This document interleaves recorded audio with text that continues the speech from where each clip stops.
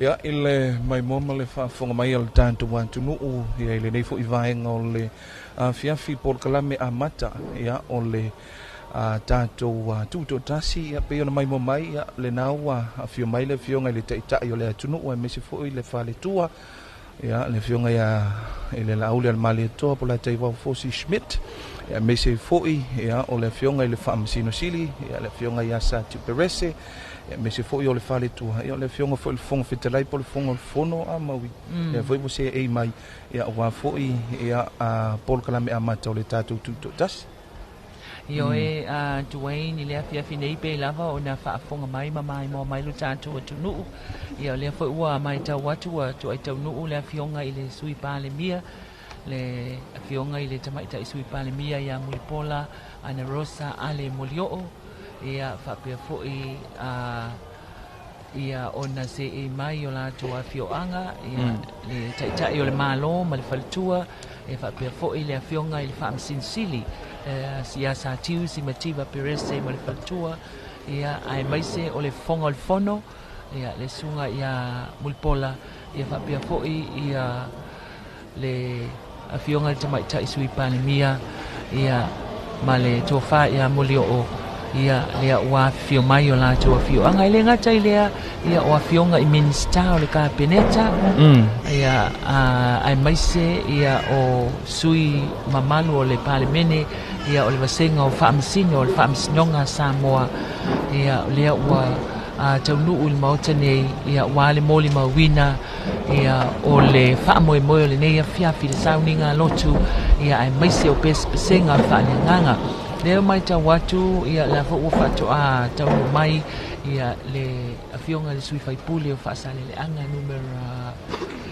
tolu le afionga ia vaelua ia ua papeo manisio sui malo le palemene manisi fo io sui mamalo le palemene ia lea ua papeo na afifio o la tau afioanga ele tala luma o le maota nei o tupulanga talaboa le kalesia e whakasa e mulinuu a wale whaamoemoe le afiafi nei. Ai o lea o wa whaatulanga mai le pol kalame pe lama ona e whaafonga mai ai le taimi ua sola. Ia o le taitai o le Sauniga le afiafi nei o le afionga le aki e pikopo a le kalesia a wao katoliko i Samoa.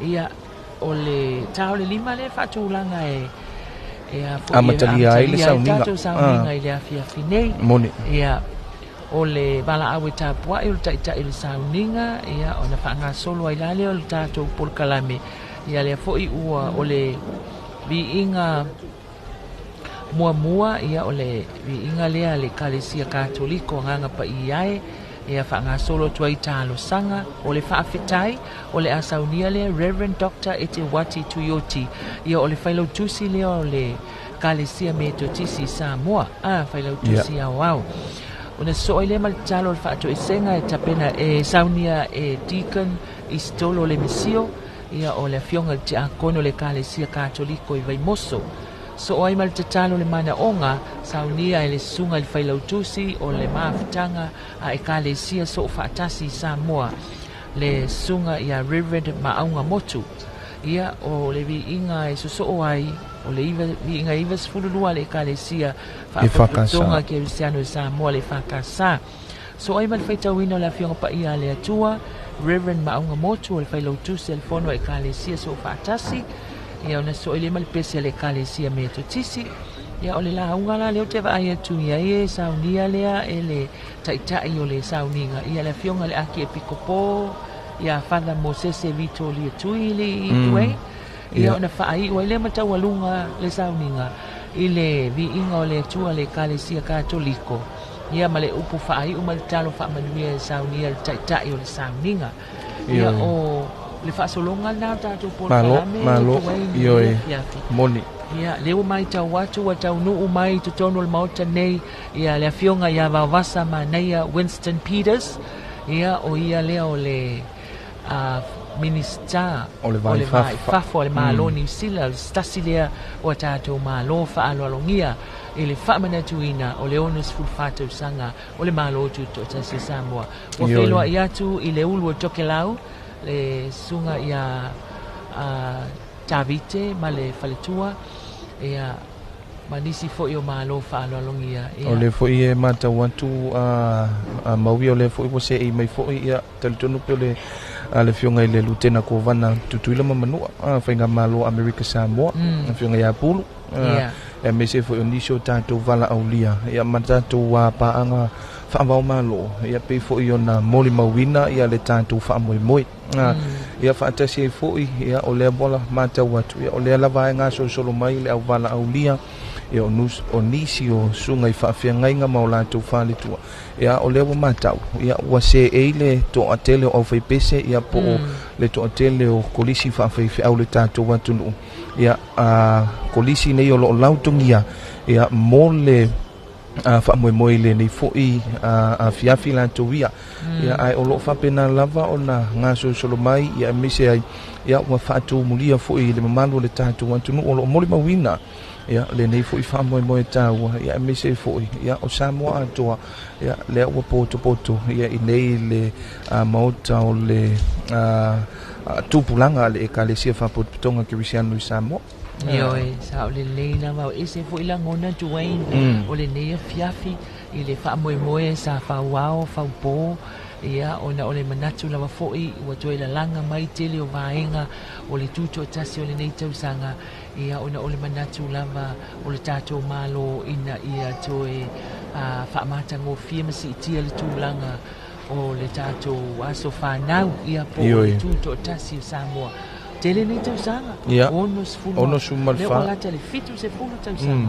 talu ia ona tutoatasi le tatou watunu malo e mai tau watu tau nu le fionga le minsta o waonga le fionga ia ai ono Alec Ekeroma ia male falitua le watau nu i maota nei ia awa le whaamoe o le nei fiafi le tatou Sauniga Lotu talitonu maui ai o le tatou wala ulia mulmuli lava ia po le fionga ia malo le malo o ia lava le pe mulmuli lava to i tau nuu ia iso se whaamoe lava ia talitonu ia o le abo to atele ai na no foia ia le maota nei ia male sila mai foi male mai mo mai a fa fonga mai foi ia o le tatou watunu ia ile nei foi vai ngole fiafi la to via ia mai tau atua male toto ai le tulanga a whaatumulia o le nei fiafi a fioanga foi po no foa o a fionga i malo whaanolongia o le tatou Sauniga le nei fiafi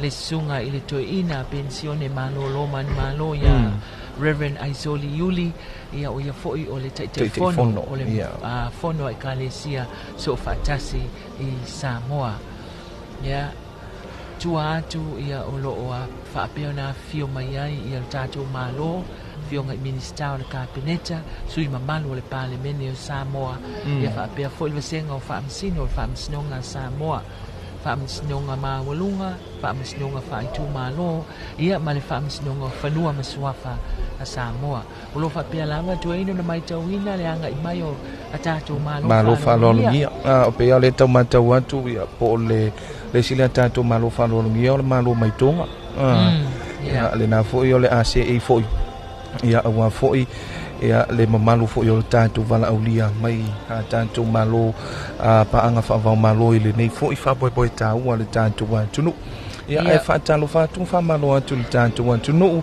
ia pe a whaifo i le nafa to a maua mai a tatou whaasalalau i le nei e fiafi lunga o le tatou wala ata le TV iwa mai so le tatou wala leo le si ufonga o Samoa le tuaipi ia mese foi o tatou au penga tu whailangi le Facebook page ia mese foi ia o le tatou YouTube channel ma le Radio Zino app ia o le tūlanga le nā ma neia ma mātango fia le neia fiafi le mai tau watu i le tūte le foi o tatou malo whaalolongia e maise ia o le tatou watu nu o lea au fia poto i nei lea o tau nu mai le mauta nei ia le presidente o senate le fionga ia tua olo ma le faletua whaapia ma le au malanga mai America Samoa le tapua inga America Samoa lau whaafonga mai whaatalo whātu i lau tapua inga le neia fiafi ia a o e tapua i mai foi a o alo whaiva lo tātou watunuu i Samoa nei ngō le FAAMANATUINA o lona onu sufa tausanga o lea o taunu mai le mota nei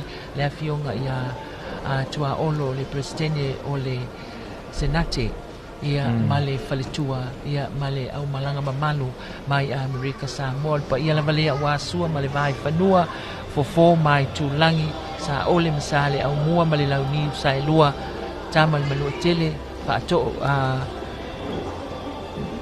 ma pa tui ma to yo ai mai se upu ya te oil manu tele yo mamalu na pa ia o Amerika Samoa ilau ta po inga ia ile FAAMANATUINA o le ono su tausaga o le MALO TUTOATASI o Samoa ile nei tausaga lea o loo faapialava o na tali le mamalu ma le paia le maota nei atu e toi titi lava i le o toe mamau le afioga i le au mamalu le malo le afioga le tui a ana tui ma le alifano va le toa sua lauvi le lua ma le masiofo ia ona faapialoa lea ona tatou amatalia tatou polo kalame ile nei fiafi ia awa o le sivaenga taua maui ia o le asolona tonu le nei ia o le nei foi famoe taua wa o le na titala fo ile ile solo tele le o le auta alu ile soforaile se e mai la ile asolona lua o le asoana nafi ia fainga talono matulanga masani o le tatou anga nuu ia le awa tatou awe mai ia tatou iai foi ia ile asolona tonu le nei ia o le tatou taulanga faafetai ma le tatou tatalo ile tua ia le wono sul tausaga tanu na tutoatasi le tatou atunu ia o le taulanga faafetai foi nei o tatou tua ia mataitai foi volanga mau mai tia sa ia sa faapena na latou tau mawhaia mai foi ia le malo Samoa ia ai o faafetai ne wa le tatou o ria mai foi ia ile au ngatu pulanga le nei ia le ono su malfa ia pe ia na mali le saunoanga mau ia ele oni tausaga la ititi o tele ni tausaga tanu na tutoatasi le tatou atunu ia malesi mea mataina ia o le tatou atunu le ono ia tunu le Pasifiko tanu na tutoatasi o le wala tai le fitu se fulu tausaga talu na tutoatasi Samoa ia e moni ele saunoanga atueng ia e manatua i lava male alofa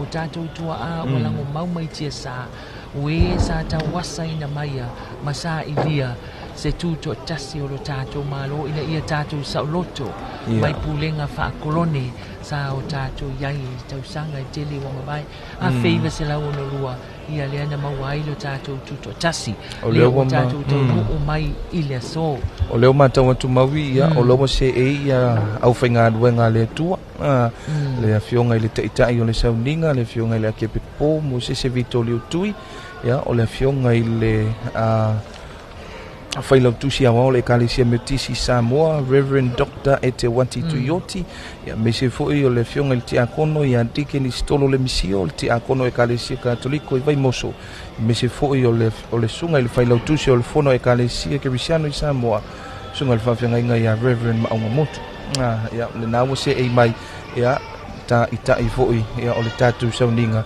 ia po au ona tofi le tu maui ia ile nei foi vaenga o le fiafi ia toi titi ele o toi mamau mau mai pele ki o lau la au malau TV o wane isuia le TV iva ia male si ufonga o Samoa le 2AP lunga o penga tafa ilangi ia o lo au ina sa o ia tatou faasala launga tu sa o mai le maota o le ekalisia e fakasa le o mai tau watu ia ua taunu mai nisi o tatou malo faalolongia mai fafo ia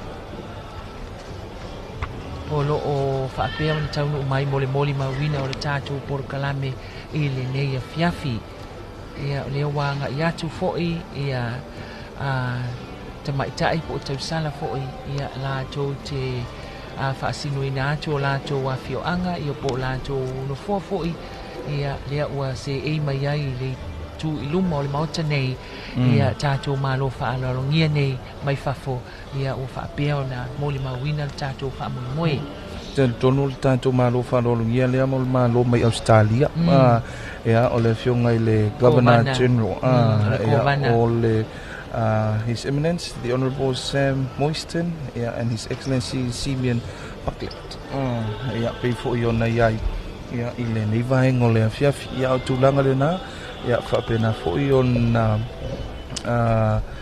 ia i le nei vaenga o le tai o le fiafi ia se tai mele to mau to no le fionga le malo ia wa tel tonu to paule o le malo le e tali ia amatali lo le o le tato fa moi nei fiafi ia io ia mo le faafonga anga fo i male mai mo mai da to lo tato wa tunu wa le uto telefo ia uto va mai fafo Talo Falava and a very pleasant good evening, Samoa. This is TV9 and Radio 2AP, the voice of Samoa. The government TV and radio is broadcasting live to you from the FAAPITOA Youth Hall here at Mulinu'u to bring you live telecast and live broadcast of the Thanksgiving Church service for the celebration of the 64th Independence Anniversary here at 2026 here at FAAPITOA Youth Hall at Mulinu'u. The service will be led by Most Reverend Archbishop Mosese Vito Leotui, the head of the Catholic Church in Samoa. And right after that, it will be followed by the gospel hymns sung by theological colleges in Samoa. Hymns will be performed by theological colleges from Christian denominations throughout Samoa. Each choir will perform 2 hymns, and these choirs are MALO Theological College, Piula Theological College, Moa Theological College, Nazarene Theological College, Ululoloa, Assembly of God Bible College, Lotopa, the Church of Jesus Christ of Latter-day Saints.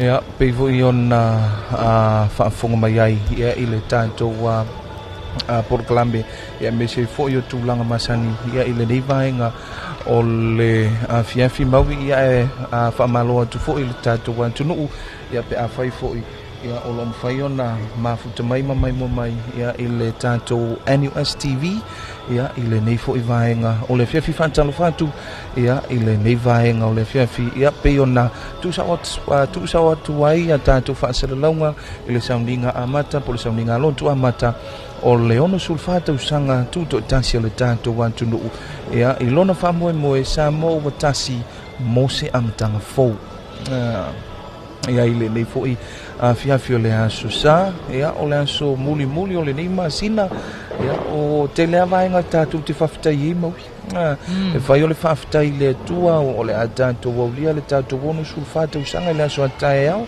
ia mese ai ia ua mai a foi le nei masina ia mai atu foi le lava i aso ia o loma foi ia le vai aso fo ia e whapena foi ona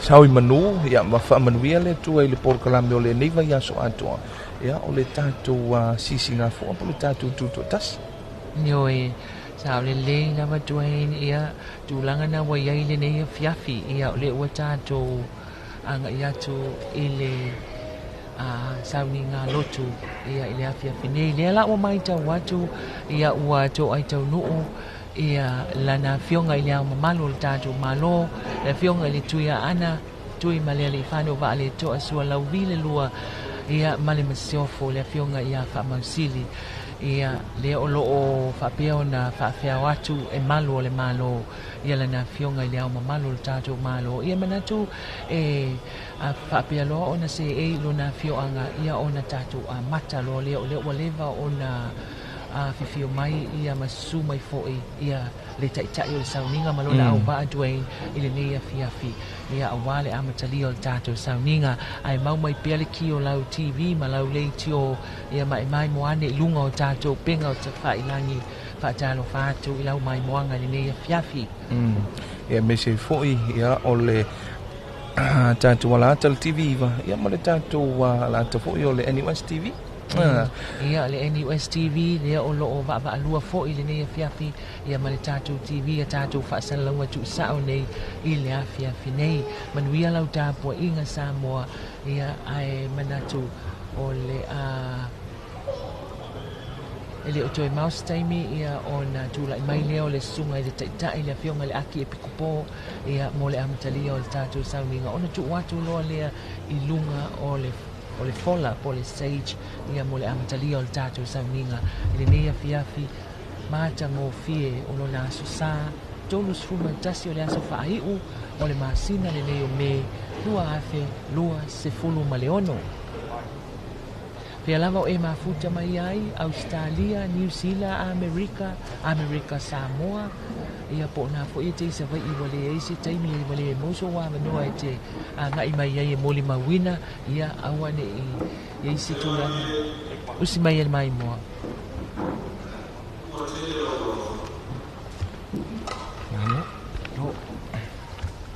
Le atua o Samoa. Sea ea ua e manatu mai ai I lau atunu. Awa o e na e to ina o lo mātou tofi. O e na e fatua lo mātou atunu. Ua e whaavai papa I lo mātou whaavai. Na e to tofi lo mātou malo. Ua e to fia le pulenga. Ia vi ia oe. Ia vi ia oe whaavavau. Ua pau le mauta le nei. Ua pa ia a wae pa ia le ona le mana umalava. Le atua leo lo whaavai ai le MALO TUTOATASI o Samoa.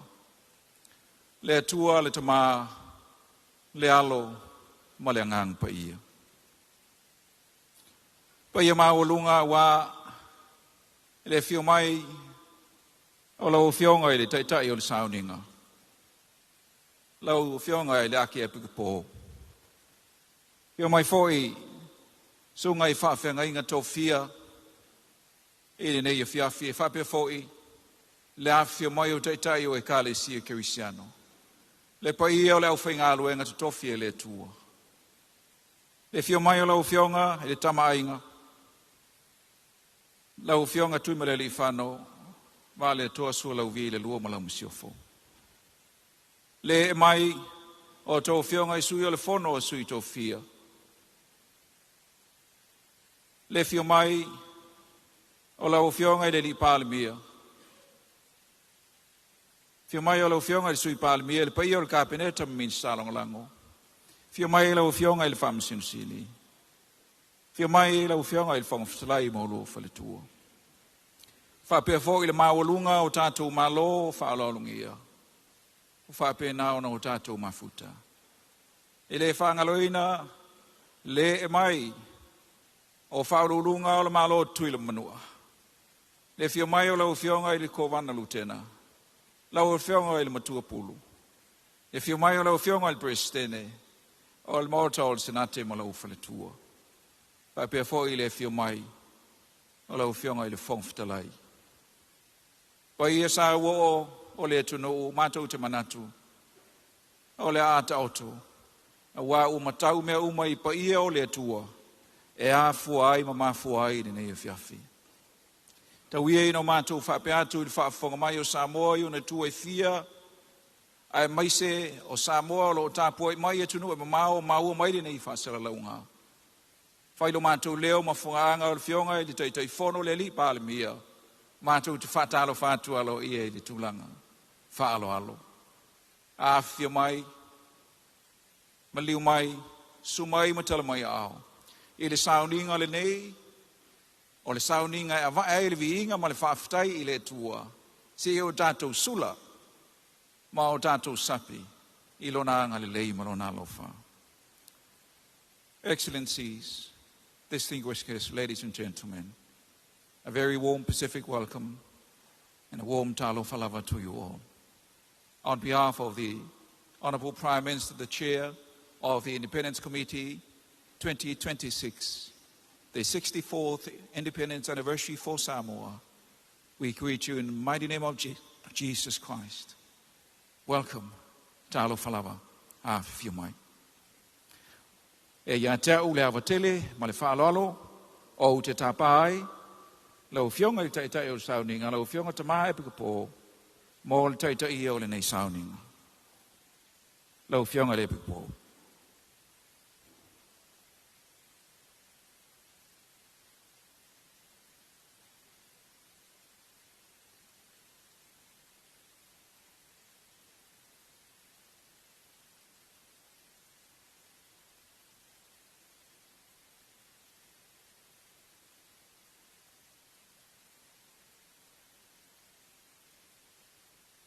Le atuae, o mātou mawhauwhau lo walofa, I to tono le malu nei.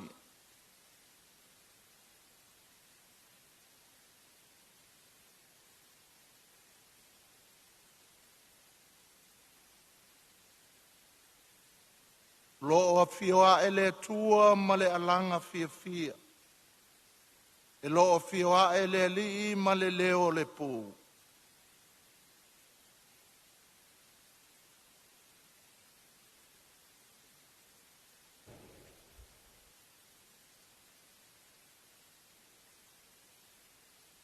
Ia tātou tatalo.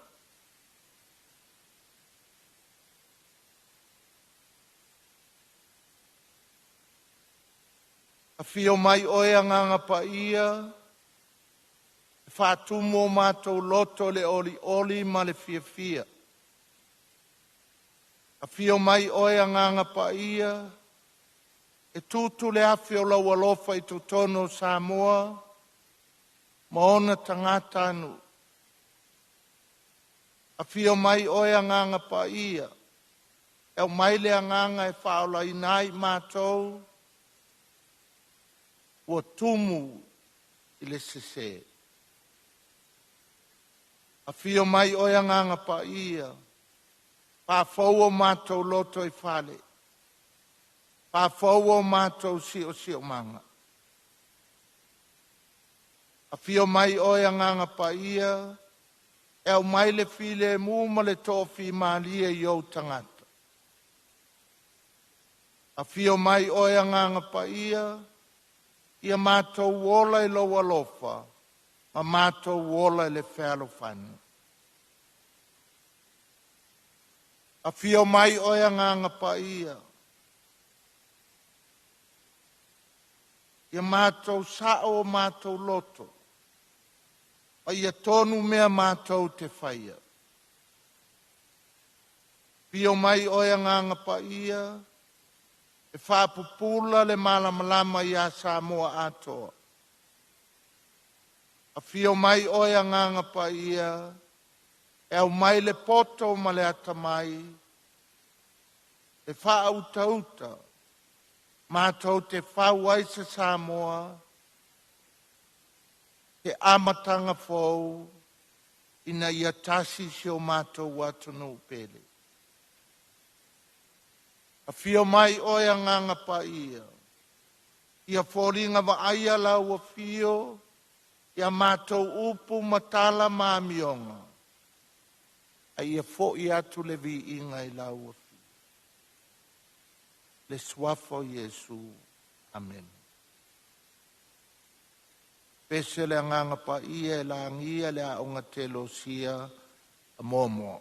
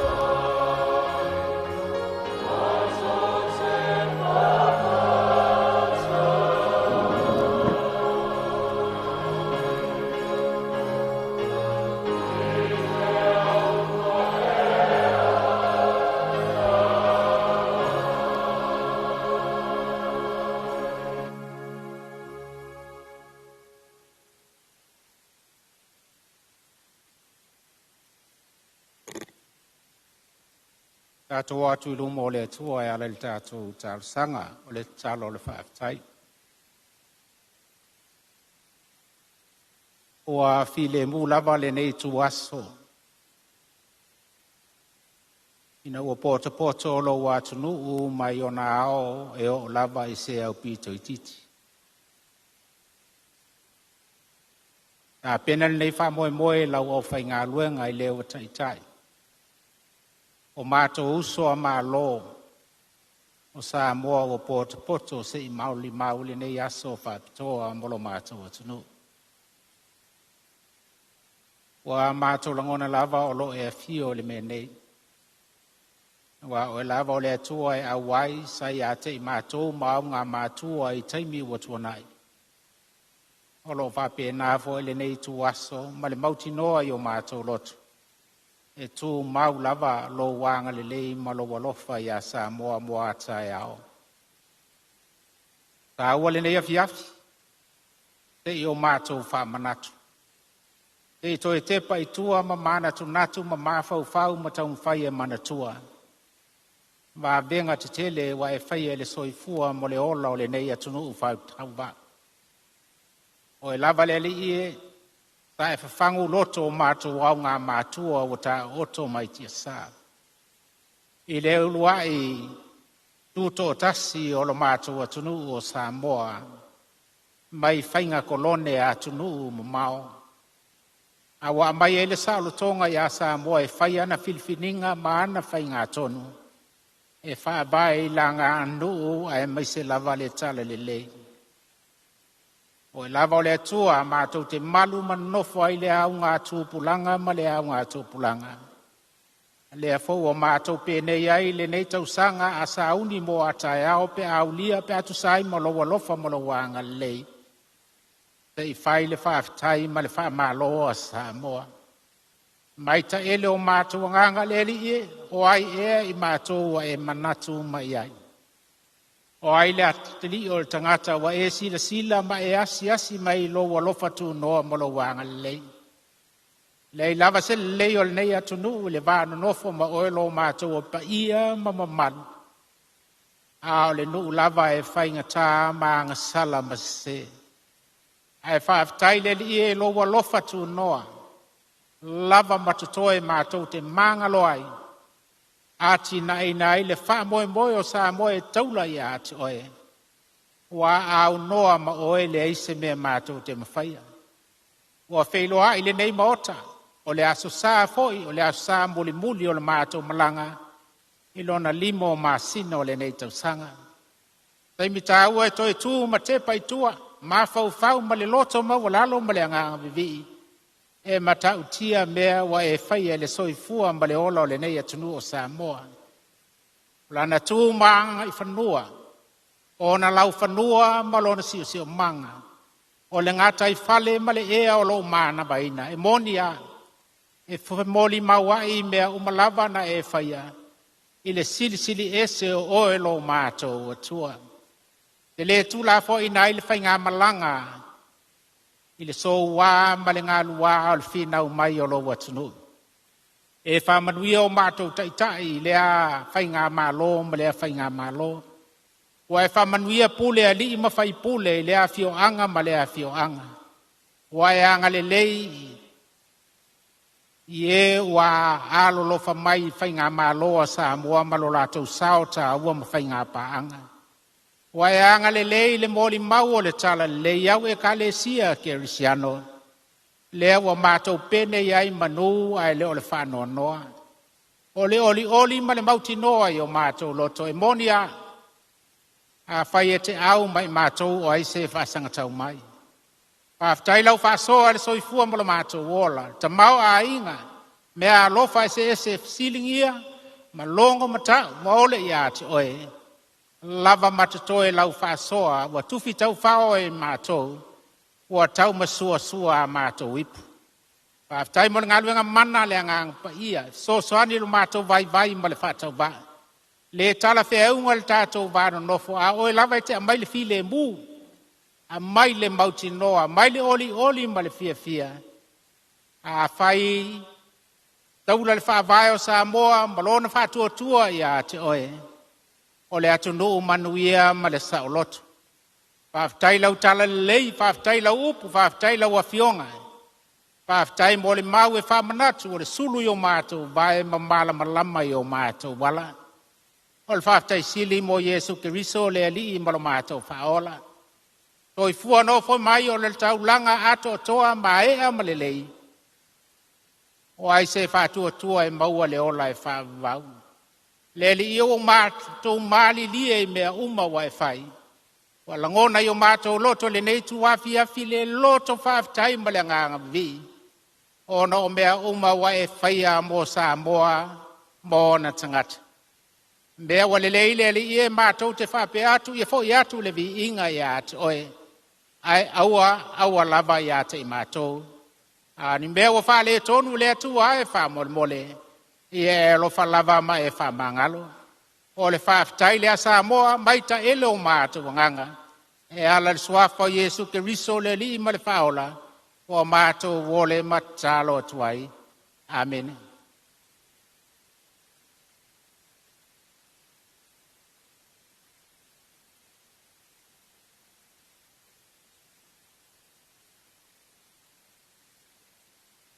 O le talo le whātua e senga. Le tāsi toru pa iae, le antua le tamā, le alo ma le anganga pa ia. I uina mātou vivi i atu, ma whawhitai alo wanga le lei ai. Ai pangalea, le nganea la mātou whawhitai. Te awhai mātou te le langona le loto salamo, le loto whaamawalalo ma le whaamaoni o luma.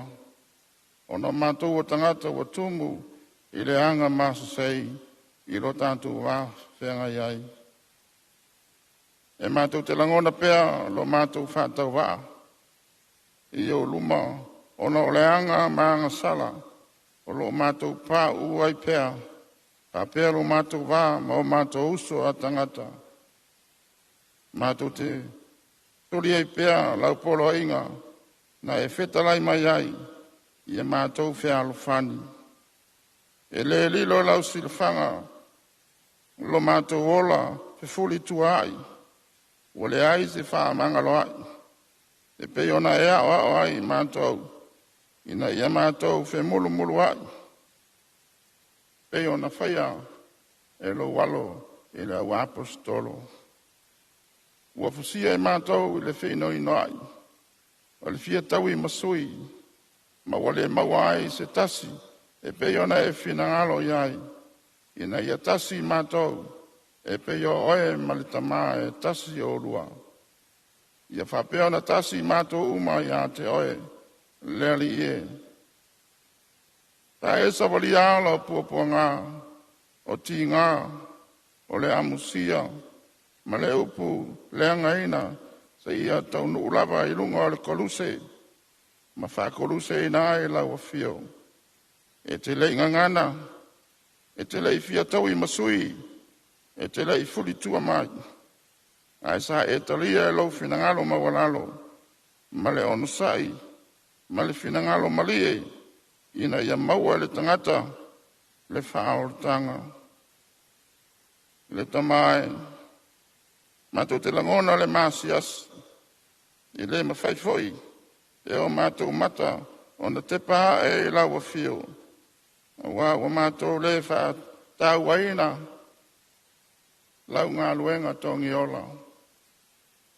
O mātou wanga salapea, o mātou pāu pea, o mātou furitua, ma le langona loa lofa whamangalo. Le li e whamole mole, i e whamangalo mai Samoa. Whamangalo mātou taitai, whale atu nou. Whamangalo mātou taitai, whale kāle sia. Whamangalo mai taitai, whale nou. Ai maise o mātou taitai, whale malo. Whamangalo matanga luenga, o whala potpotonga, o taitai, o whale whainga luenga, o e whai pisinisi, o taitai o ainga, maso o se o iai tofi taitai. Whamangalo mai le ari, tangata anu umo Samoa, Wa o mātou wola whaaforinga, o mātou tala pepelo, o mātou wola whaalata, o mātou re whaamaoni, e tu samalo mātou whaawai, e whaawai atu Samoa ia te oe, o mātou wola ai, e le whaaforinga ia te oe, ai o mātou furitua ia te oe, lo mātou tamā lo whae, e lea i se anga tonu ia e mātou, o le tangata sa e whaia, o le pale alii, o lau fōwhoanga. Sa e tu iai, lau fōwhoanga pa ia, ina ia ola fia, ma whiaru whani ai, i mātou uma. Na e whaia i lau whatusa pa ia, ai pangalea, o le anga sala le lua i mātua o le fōwhoanga. Na e ture se mai ai, mai le whātoanga. Ai wa maliu whalava awai lo walo. E tō tasi ina ia toe wha le leia, mātou o le tangata anga sala, mo lau a fio. Ai pangalea, o le anga sala lava le nā, o lo wha wau pea, o mātou pā uai. Ma soli ai au tū la whono, ma wha wau pea, le furitu atu o le tangata e lau a fio. Ma furitu a ai Samoa, ta pea le lalolangi atoa, o le anga sala, o le whamau alunga. O lo mātou ola whamau alunga, o puniti ai lo mātou ai o mātou uso a tangata. O mātou manatu FAAPITO, o le eise alofa, o fesopo ai ngangana, o tū maamio mātou te whai, o le aise wāwhi alo ai, o le aise wha alo, sa mātou wā o mai, i tua āma mātua, o tō wha mai tia sā. Le wha maurunga lea, o fesopo ai le vātapuia, ma le pa ia i te tonu a inga, i mātua ma whanau, o tuangane matua whawhine, o taitai ma au a inga, o le pule ali ma fai pule manu, o fai lotu ma e kalesia, o taitai o Samoa ma ona tangata anu, o solo le whalute, o tāwhea pulu i vai, i le mala e ala i fuala au whasaina, o haafi ai, e amata mai whanau iti, o tina, o tamaitai, o whanau a onga, o tupulanga tola vau, o mātua.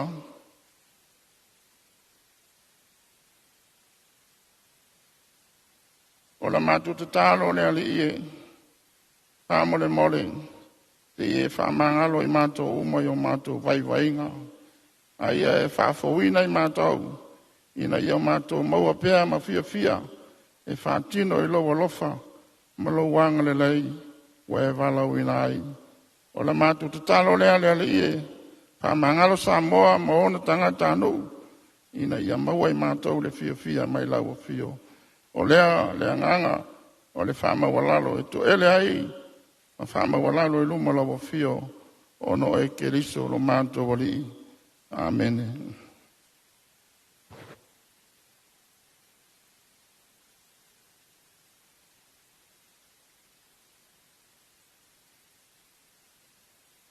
Le atua TUTOATASI pa ia e. O le atua le tamā, ma le alo, ma le nganga pa ia. O lo mātou whaafofonga te talo lau fio. Ua o teimi uma mātou te talo matui vaya i o ruma. E te sila mai ma e whaafofonga mai. E te talia i lau fio, ngano pa ia ma lau fio ngano lofa. Le tangata e te talo ma le loto o nuti momoia. Le tangata o te talo ma le whatuatua, ma le whamaoni, ma le taritonu i lau fio. I le amatanga o la mātou tāpua inga nei, o mātou ma i te talo i lau fio. Ia whaatumuria, ia utu i mātou i le mana o le te talo ma i lau fio. Talo whamaoni, talo mo le whaatau anau, mo le loto maulano. Ua ono si furu mo le whaatau sanga, o le aso whanau o Samoa. Talu na ia alofa, ma whaamanuia i mātou, ma whaasawa vali i mātou, i lau ami o tonu, i tu tonu o mātou lau whanua.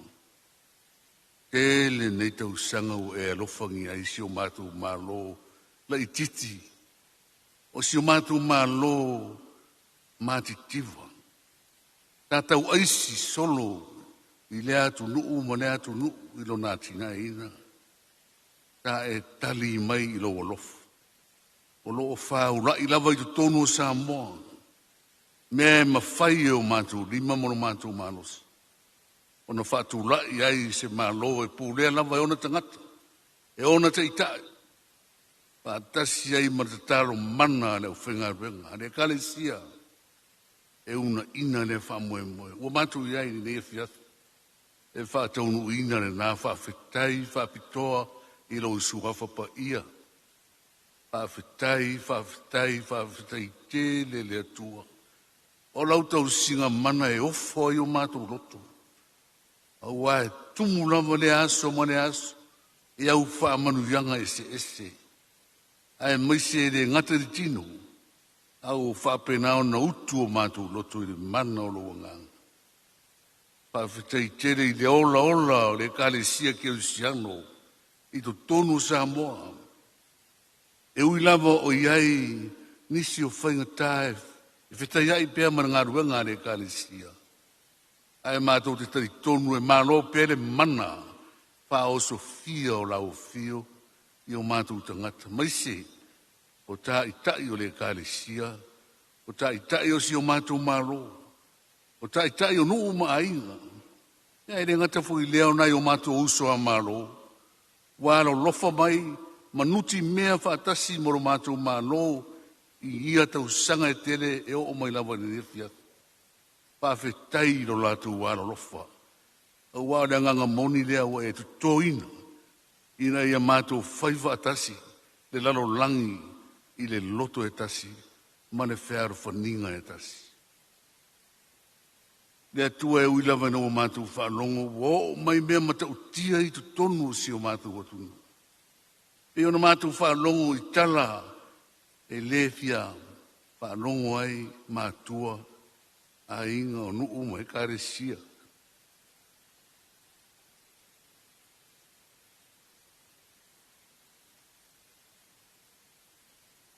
Ma whai e roa nganga. E ma whai e roa mana. O nā vese inga ia vai inga. O mai ia sa moe matau tia. Mātou te langona i ringa tete.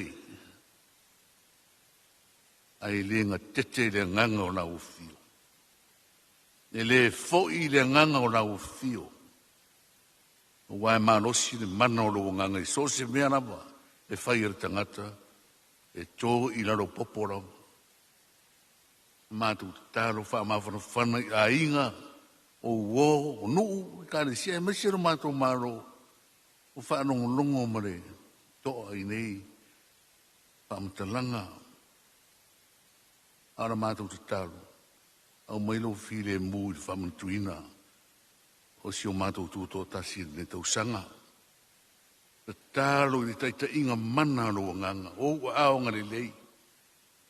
Ina i whapenao na utu aire tō whāma re whaututanga. I mātua o le atunu i le ao mana maro. O mana misiofu. Tu i ao ma o nātou wharitua. I nane foi la fionga i le pāremia ma le wharitua o taitai ni nei vai tau. Ka peneta ma le pāremenia le whonga whetalai. O le whama sinonga. Ma vaenga ese o le atunu. E ma whaia te le nganga. Ona taitai pēr i mātou le manosi o lo mana. Ina ia manuia mātou tau mwhainga. O mātou iai whaatasi fo ima. Nisi o whai pese mai korisi ese. O lo tau mwhai le atinae o le nganga. A wā lea o tau ina o alo ma whanau o si o mātou anu. Pāmanuia i pōlenga ma lau mua ese. Ia manuia fo i la lātou fo i pito la au re nei fiathi. Manuia le wha moe o Samoa le whanongo mau mai. I nuu o lo tāpua ia re toa tele o iai tonu o lo mātou taunanga nei. Ia fia re nei pai tau i o mātou lo. Ia mātou whaamanatu fia. I le nganga e wha o sofia e le Pentekosu. Ia alo whangia le tua pesipesenga i au fui pesi. Ai maisi re tā peranga wa o se upu e tō matawina ai no mātou aso fia. Mane nei vai aso. I iai le mana o lau fia e te whaau ina. Lau au na ki e kopo. Ia mo sese tui. Whaamnuia le tā penanga wha le nganga le nei fia. Wharongorongo manino fo i marata toa i mātou nei. O mātou muli. Sawa vali i ala o le amiotonu. O i nisi o whanua noa i tono si o mātou atunu. Whaamawhana la lātou whanongolongo mai. O ai fo i nisi o mawhatia i tono a inga ma whare mai. Ai mai se le au mātou tua o mātou a tausi. O pola tu e le fire mu o lau fio i o lātou.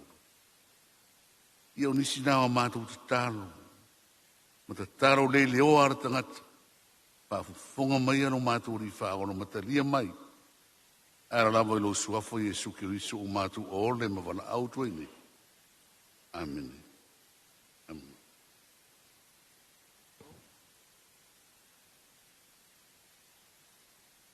To vi atu le vi inga iwa lua le whakasa. La ngia el kolistelo si e malua ma le whaaloa lava.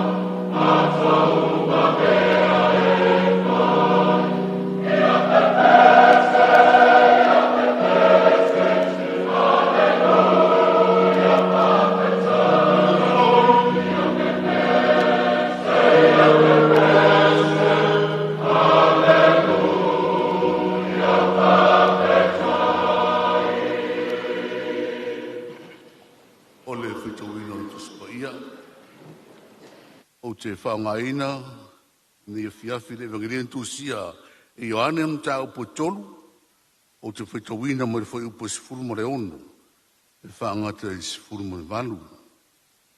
Our testament reading this evening is from the book of John, chapter 3. I shall be reading from verse 16 to verse 18 in the Samoan version. Hear the word of God. Awa o whape lava o nā lofa mai o le atua i le lalolangi. O iau mai eilo nā te li e tō tasi, ina ia le whano se tasi e whātua tua ia te ia. A ia maua ia le ona e whamawau.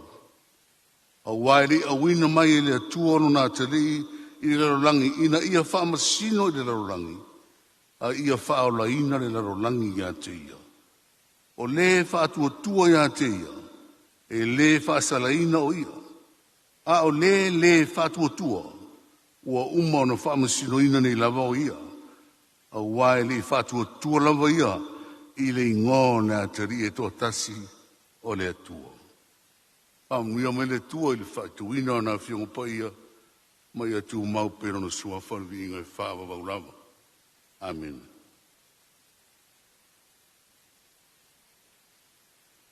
I ngā le tua, puluiva le kale sia me tise la angia, polistelo sia i piula mal whaloala.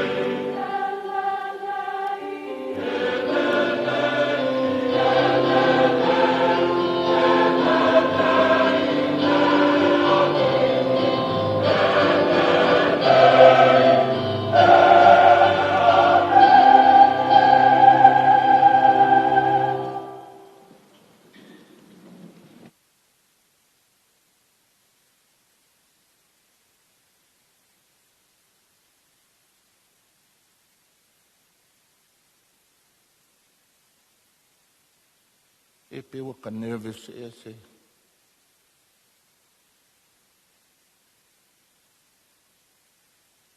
Today in the Catholic Church, in its liturgical calendar, we celebrate the solemnity of the Holy Trinity.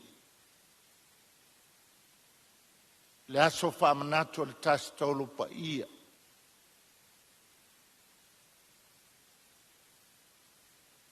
The Israelites, Judaism, when they celebrate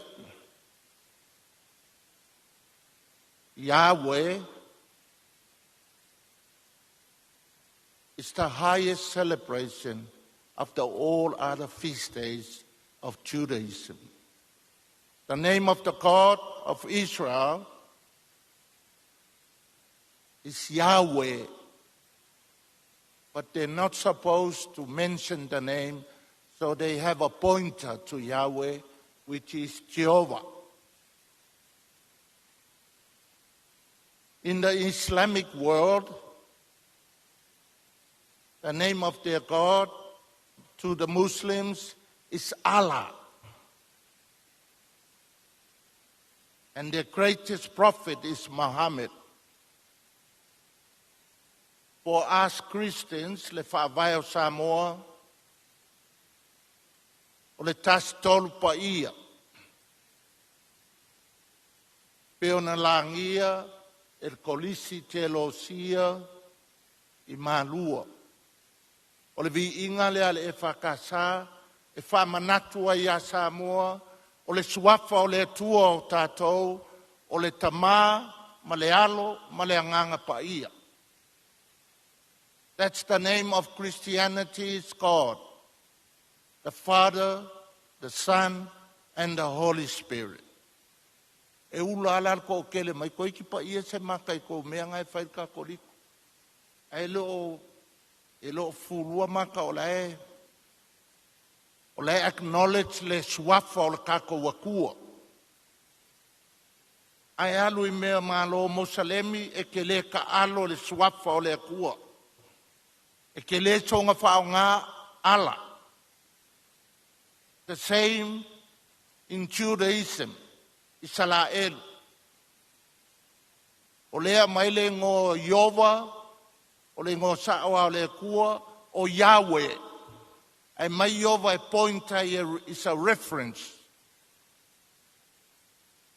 Au kako, e matalasi sa mo TUTOATASI.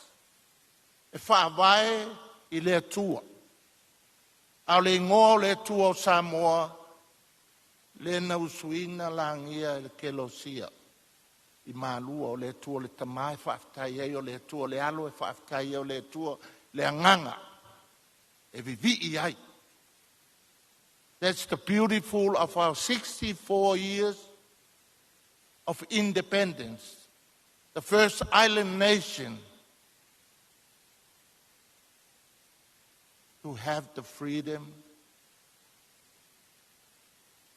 Ke leo menga kupu leo ngwha, au ke loe maua le ko vae ma le wha moe, anga o le wha vae kako, ya Samoa. Au wala koe ula se sipe a whailonga kalu se le pikupo, wa e solomuri e rikanga ka e ula mai a. O le acknowledge le swafa o le kua, e kau le whaia se upu. Aso ko yo kala kapinga lo sko afa ilonga lo koruse le lo fa kai mai kama ka alo la kapi. It's an acknowledgement of the name of our God, the Holy Trinity. It's a circle of love o le kama malealo ai ngo fale lo saku ia ma ilonga anganga ele ia fio Yesu le langi ngaru le au kamakau long kama. Ai mai le nganga pa ia e kiu fa makala o ai kako, all of us. Doesn't matter which denomination we belong. Kako umar fanga o le kama le alo ma le nganga pa ia.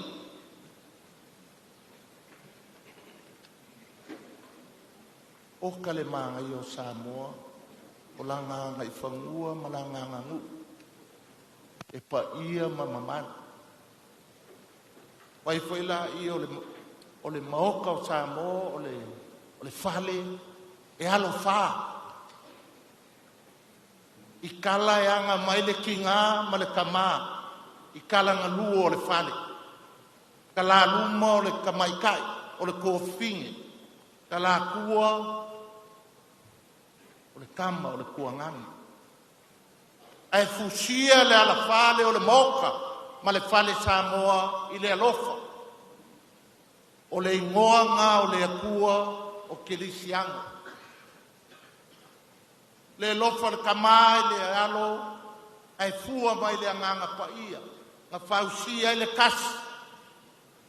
O le fale ma le loko i fale fa Samoa, e alo fa. O makua i kala na lua, au i o i maka o le kama, e piko i luma, e lala mai eilong kua fingi. Me le maua i ale ma manu ma le pa ia o le kako wakungu. E ave le Faafetai o kako kua awa ka oko mai tia sa. Au kako ke faa wau. Umako le kako kaimi o mai kupulanga o laika oko a se ala e o le langi e faa vai o se o tātou atunu. E alo faa le maota ma le lawa ma le fale o Samoa. Ave ese le alofa o le alofa le spelang o le upu. O le fusi ngai fusi e ka kou makua ma whanga. Le uongo whakausanga. What are we celebrating? Where are we? What are we? Who are we? O mai lo e whau. This is our time. Ke loa o polonga ia e sifo ia e sai. Pia se fulu le umi o ngofo polonga ia a e sifo ia e sai. Ma longo lo ia pulotu le mapu e a tai. Uli mai lo e kai mama, makila whainga ka na whanua. Tau e alu e whae al polonga so kakongu. Lele ua, tau upenga whailangi le polonga ngu. Tau na whanua e ka penga le kaua i a e sae, o ko poko kau lea ma makai, pa mai ko inga, toni, an waku sesi le kako kai kai, pe whawhea o le a whainga le kaua, wa fiang kako o ma kako, pa ia inga ma lolo mai e, pai mai se kala. Pe whawhea ma kau le kaua. Pa mai ngā whangua whai ai. A fia malo, a fia mangu malo, kai luma. Kai luma. Aua le kai au kafa, aua le kai kua. E lape ai. Pai le kakoungu a fia mangu malo, kai luma. Ta moa wa uma le ongo wha, o anga le lei, o fai me le lei le kua ia Samoa. In spite and despite or kako le wha maongi iskaimi, ai anga le lei ia le kua. Pe onga langia, e kolistelo sia i piula. Ele leile ali. Ele leile ali. Samoa kako kai luma. To ier koe kepa i au kafa makalange makua. O le pola e moko i kua whaalu. Ai o mai lo kako ngā lue whakase kai luma. Te ele pongo makamaka el TV. Tau ngole. Pionga le pale mia le sawa le aisa i Samoa. Ko e lift up le kaimea le whaupenga inga o fisa malo malo malo fisa o leo. Fek Samoa. Ele mafai ele palemia makapengeka ele mafai ele ofisa o leo. Fisa malo. Ai mafai e kako manava. Ui lima tukela mako fale au failo. Wo over fo ele mako fia kama iskai. Mako fia kenge iskai. Ele mafai ele malo. Ofisa malo leo. Ai mafai pulenga ali mafai pule. Malala fanga mauka malao. Mako le au failo. O leanga foi mako wa miu. Makeo e fai loku ai makakasi I lunga ainga ia kekele makeo kusi. E leanga foi mako wa miu. Samoa pulenga fai pule ma. Lim fai pule o ngu malala fanga I mauka malawa. O mai. E alo fale o Samoa. Ia ngofo whakasi kua makamaiki whaile loku a fiafi. Pai kau kamaiki po a koa. Awale a makale loku. Peale a koa kamaiki. That's how we build. That's how we build Samoa. E whaavaile a kua leale loku. Whafkaile a kua umale aso. Kiu ke mga luenga. Au kele o kako. A kako ke ngele a fiafi kama. E ko kele aku leo le awala. Anga lo makua makamaiki le. Ia ele mamalungi lo kuala. Pai anga kalo lo makua ngar kiki lo kola ai mele sua mamoe mai le sua la le kipi a kole lo. Ala ilu mo le awala kele leo. Ele kau leo maoka ma. Ngu malar fanga pe a oi maoka malawa fai le lo. Pai kau po feka mai. Makai. Makou fai fe au. Leo. Le malo. All of us. Oia nga Samoa kakou. Oia mawhai enga lelei Samoa kakou. Kakou kai luma. To ia le kau kuwai. To ia le kau kuwai. Ma ko le au fai loku pe ale au fai pisingis. O ia le malo e ku mai. A puki. That's how we move forward. Lango.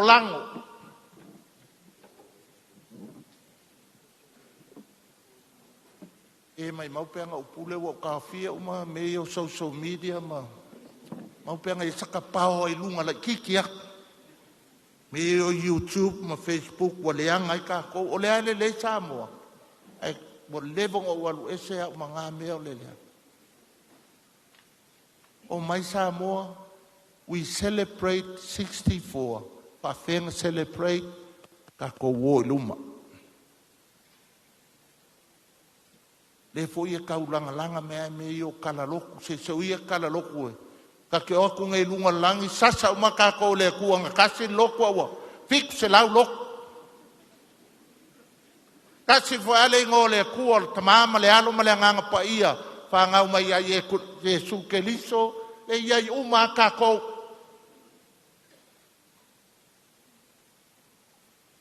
o maka fo ile news lesias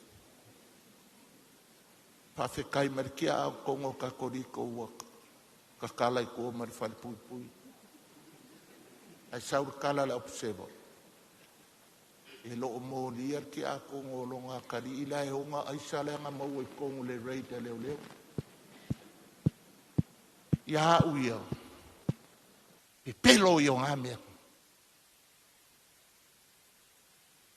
e sa kamai le lo la kumula lo fakaipu ai sama ma kongo TV ma microwave ala kula yo le rate leo fa mai o mea lo wakali inga le ngai kongo le fale au ke le lo e pelo o lo walo nguku male afi me nga lo le anga I ka ko kungo le pelo Ngalang whaakea ki a kongo ngango masalomia. A whapea la 2 years later lai mo wai me kongo longa mau. Ai longa se mea longa kali. Ke pelo. Pa mangalo pe o whakusape ka koliko. Ka koe whau Samoa. Koe whau Samoa. I o mai alo mawhangau lumangai, we laid a good foundation mo alo mawhangau. Ka kou kai luma, i le fia. O ka le mangai o lo, wai, o le nganga pa ia le nga pese momoa. O le tastou pa ia le nga pese e manua. I confirm e piula. Ele leile ali. Ai ngofo ia ke le karkongo ele leile ali. Fafo. Ele leile ali. O ke ofo. O lo wika fo ia lo pope. E o kule fai mea fai mai leile ali. E kali. Pe wa fa o ngale mea ngā. Ai ka fele kau ofe o le meaning o le phrase. Angai ele pesa mai ke lo sia piula. Pe e longo i tino matangi le lei pe a pesa. A mei o le ofe e ele leile ali. Ala ai ka lafo ele umanga kongi le ka lafo o. Samoa o Maya. To ia ka ko kuskusi lima. Ele anga foi Mosese. Ele lei ma au ngol fai lau kusa so whakas. Ele lei ki a kongo ko e ingol mako e kalesia. Ai ovo aku le lei o takta e te water ka maiki malemot. Ka maiki alemok. In all of us, le lau ko e alu ale amakanga. O le mafukanga le kamama le alo o le kako wakua le whaava e Samoa. It was so o le alofa la lea. Kafe mai le alofa kiwa i kako. O le nganganga le ngofu fale. E le ai sesi kongo o le maoka ngei ma le malu ngei le fiafi e lo o fio e le nganga o le kua. All of us. O mai la ia kako e vae malima. E whau Samoa e ke mimika ai. E ke mimika ai. O ke mimika ai. E alo wha le sau wha inga le loto e wha le wha a inga. O mātua, o le tama le tufiki, lo le mele ua kupu ngai mea o social media.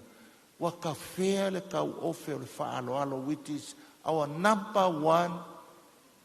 O le whaaloalo angu me le kasi e kākou Samoa, ala mele e, e whai kau loi mea, o le aise awa whakawhaka, wa ka whea le kau ofe le respect. Mea le ua kolo mariki a polo e mai e whaaleanga i kākou. O le whaaloalo lesi, o le ilo le vāo kama, o longa kua finge. La ike o ka maiki lunga wa avela ko post. Ai saule upu, e whaasa i ka maiki, e whaasa i ka ko i ka lala e whai lungo o le social media. O i eile menga o le hate. Mai maupe anga ki lava pese i a malua mpiula. Me se fole mako nganga pa ia. E whaalongolongo ai. O ke kalo kulo whionga leo malo ngale, ika o leo malo ia. O whionga pale mia, whaiska ko me kata le social media. O whai koe pu ea, whongo le pale menge. Pu e pea, ai ku kongo le archive sanga, we need records. Ale mele, o maikanga, ka kat, kala e whai le whongo. Ai whai e post. O au whai leska ngaka, o maikaka kat, o kala se, ai le mea. E kanunga whaalu le mea a ko, e alu kat, maiska mai mea a whaapea. Whaaleanga leo ka ika. E waila la uo mai sa ula po o pa e songa whainga o awe. Songa whainga o ka ika le social media. O lava ia kala le. Ke o kengia o le al malo marparimia. Samoa kulou lava, maunga kele se o e maunga iki. You know, we can make Samoa, o le manga ia, but we can make it even better. O koso me le whaalo, pauanga me o ke mga o koe fo. E vai lo o epiku po, o aso ia o lai kiki. A savali se pa ke lo mako e kalesia, ka ke ifo whaapea. A le o epiku po, le ai ma se so ifo. Le ai ma se ponga o ifo mai a. Kulaulo nguko ma le afi pe awa se. Angala kalakua mai po skaka, fa ka safi. O vai le alo kupulanga le. Anga u le makua wa levanga pa ula o epiko po. O le fima uia. Thank you to our visitors, our distinguished guests from here and there in our region and beyond. Your presence really uplift our celebrating of our 64th anniversary of independence. Thank you for, even though you don't understand what's happening, but I still like to say thank you. Thank you. Ia Samoa whamangalo skala mo se o se. O lau koe fo il makongu i le awa. Au ke alu, ma lau kakalo lea. Koe koso mai le angava whaaloalo kako ngu. We own respect le Pacifica ako. We were number 1 me o whaaloalo. Alan me leia. We e lafo me ala pala wale lungore. Where are we? What are we? Who are we? Kako kilo makua, le msau fo ele sau ele aisa.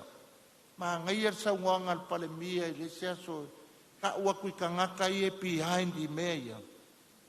Ele tolerate tamo. Ma ko uma I ma ke kalo e fiu lau fai aisa ia mama ia la ko aisa. Fiu e kele la ko kupe ko e ngau ia ma ka fefea la ko kupe le maua.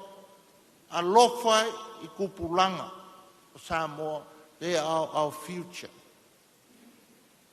Le tama malealo maleanganga pa ia. O le pese Faafetai, o le pese fiefia, o le pese Faafetai. Ta ua tuai, aua ka kou kuskusilima e Faafetai le tue mele lei wa whaia mo tātou. La angia le aonga telo sia I momo, o le pese le ngo kusia upu, ma le whaaloal tele lava.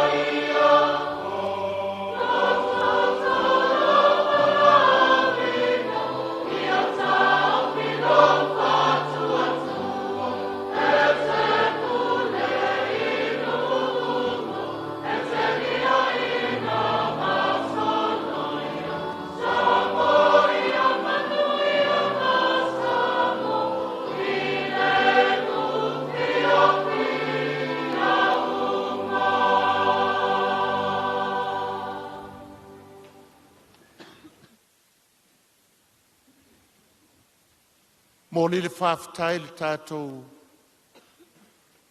komite o le sisi ngā fu o le nei tausaga lau whionga le taitaifono, whionga le palemia, mo la team e sele ma nei o tāpenanga, o le Faafetai. Samoa, tātou whaamasani e whaile upu Faafetai, wa kau kawhea le tau ofe fo i o le Faafetai. Let's keep thanking God for 64 years and thank God le mele uka ko wo o iai. O le apo le ae lo soifua le akua. Thank you manguia i re kako celebration o sisi ngā fua.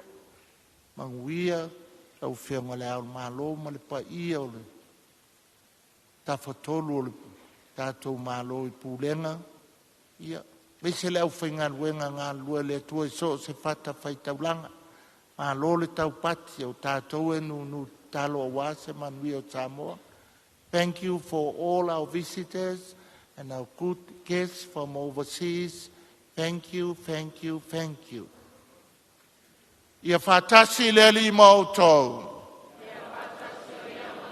Ia whamanuia mai le tua e ona le manauma, le tamā, le alo, ma le anganga pa ia. Faafetai.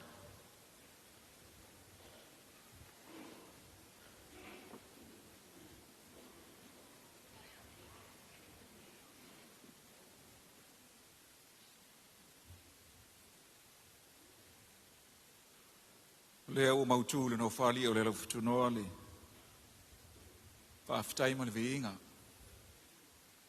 O sa fōi e whatawhai taulanga. E na o mautu le langi le tau o le toa. E wāle nei aso ma le taitainga o le Sauniga. E te tala inai le FAAMANATUINA o le ono skul whātausanga o le tātou MALO TUTOATASI. O te talo atu se mai sepati tele mo le atua e lea ua a mata manuia.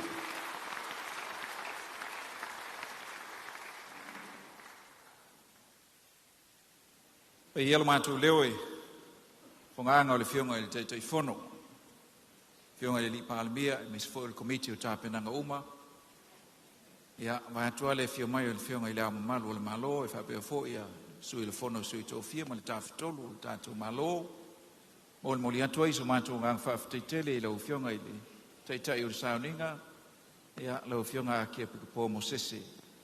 Ia, ua talinga fia longo ma ua whaafafonga maua le tātou o tunu. Ia, i upu whaala i au, ala upu mai le no whali. Ia, a wā le tō mtawina o le aswhanau ma le amatanga o tāpenanga a si o tātou o tunu i le nei vai aso. Faafetai tāpena. Muli atu le mātou Faafetai tele le upu mana, ia e whapea fōi le whaamalo si au, ia a wā le whaafonga ana Samoa, masi o tātou MALO. Whapea fōi le pai o le waa, ia e sumai o le sunga le whaile tusi o le ikalisi mitisi, ia e whapea fōi le whionga le tiakono, ia lau sunga le whaile tusi o le whono ikalisi au au, i Samoa, Faafetai tele, lau tausase wha, le ngā luenga whitai tunga, ia e pe ona tāpena ina i le nei fiafi. Ia o staimi ona moli atu leo le me alofa le tātou malo, ia awa le nei aso ma le whamoe moe. E fia wha leo so mātou ngang Faafetai tele, i le pai o le Sauniga, ia masalo e manatu le sinsira mai o Samoa, o se Sauniga ese le nei le tumutumu. Tele tausanga o whai le tātou whaamanatunga, a o se tai au na liungo lio esele nei. Ia ua le ofi le atunu o tono le hol te le nei o le whakasa. Melea, ia mamoli atu le Faafetai le taupati mai o le tātou atunu i o tātou taitai. Ia e whapea fo i taitai o e kalesia. Ia o nuu mafioanga. Pa ia ia au whai pese o atu so mātou leo. Maise o tātou MALO whaalolongia. Faafetai tele nei o fiafi. Ia ua mawalunga le amatanga o le whaamoe moe o Samoa, o na o loutou a fia mai. Fia o atu sa mātou Faafetai, e le paia o au whaipese, paia o kolisi whawhaife au, i le awhifio, ia o whionga i di pule, ia e whapea foi. Le loloa o li ma tamaitai ia lo au tauina I kolisi ese I lo tatu tunu ia wal finangalo le tua au fionga I lipule o le kolisi o malua ia FAAPITOA ia li mitamaitai o le kolisi mātou te whaafetai atu vi inga o le tua I le langiina ia o maulunga I nei fiafi lau fionga I lipule o le kolisi whaafetai I malu a piula mātou whaafetai atu whaafetai mo tāpenanga ia FAAPITOA le au asafo ia male loa loa o lo tātou kolisi mo le foi whaafetai di kolisi o telo sie mo moa ia fio mai ane fio ngale api ekipo mo whaapea mai ia mātou wanga fili o le au whai pese mua lea ia mātou whaalongo saoa o le au whai pese lona lua le nei ia whaafetai tele ia pa ia o le ekalesia telo sie mo moa ia mai se o lo tausao le nia fiafi whaafetai tele I le pa ia o le ekalesia whakasa mo le whaavanoina no nei malu ia awa ia lo tātou whaamoemoe le nia fiafi ia ai muria I sa mātou whaafetai tele atu le sunga I le whaafengainga ia muao malona whaletua ia maise o le pa ia o le whakasa I vai te leuta o la tona tautauina whaamata mo fia nei maota mai spati mo sunga I le whaafengainga ma le ekalesia ia wa sila lo tātou malo o mata mo fia ia le FAAMANATUINA o le nei fiafi ia se o atuia tātou upu I tātou malo. Your Excellencies, distinguished guests, ladies and gentlemen, sorry if you haven't got understood most of what was preached this evening, but the message that His Grace preached tonight is about togetherness and walking forward arm in arm. And that emphasizes our theme for the celebration of this year, Samoa Tasi mo se amatangafo, united for a new beginning.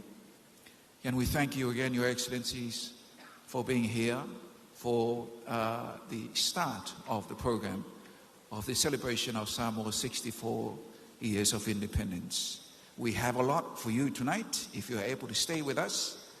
Thank you. It's a bit warm here, but we can assure you that the program that is coming up in a few minutes, we will all enjoy. Ia vi ia le tua ni fiafi, mo le toi whaafetai tele, I le paio si o tātou tunu, mo o le a whaatasi mai se I maota ma lawa. Ia tau le ngangai, whaelo atu, o leisi maenga o le tātou polo kalamere ni fiafi, o tātou vi inga, ma pespesenga I le tua. O le whingalo o le fionga I te tai o le malo, ia ina ia whaapena o na vea le asosale nei, ma aso o tātou te vi ai le tua. I ona pespesenga maonga vi inga, wa tai au a makanga whaia, pespesenga vi inga tau le tunu, a o nei le fiafi, is about the glory and the praises to our God alone, the foundation of our nation, the basis of our constitution.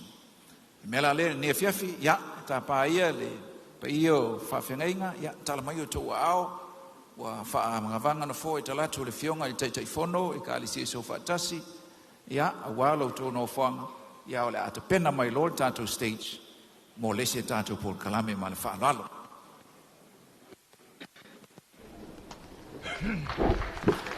Ia ole na ua whaakonga mai mo mai ko I tātou tunu I le tātou polo kalame o le nei fiafi le tātou Sauniga Lotu e pei ona taitaia e le fionga I le aki e pikopo o le taitai lea o le kalesia katoliko I Samoa.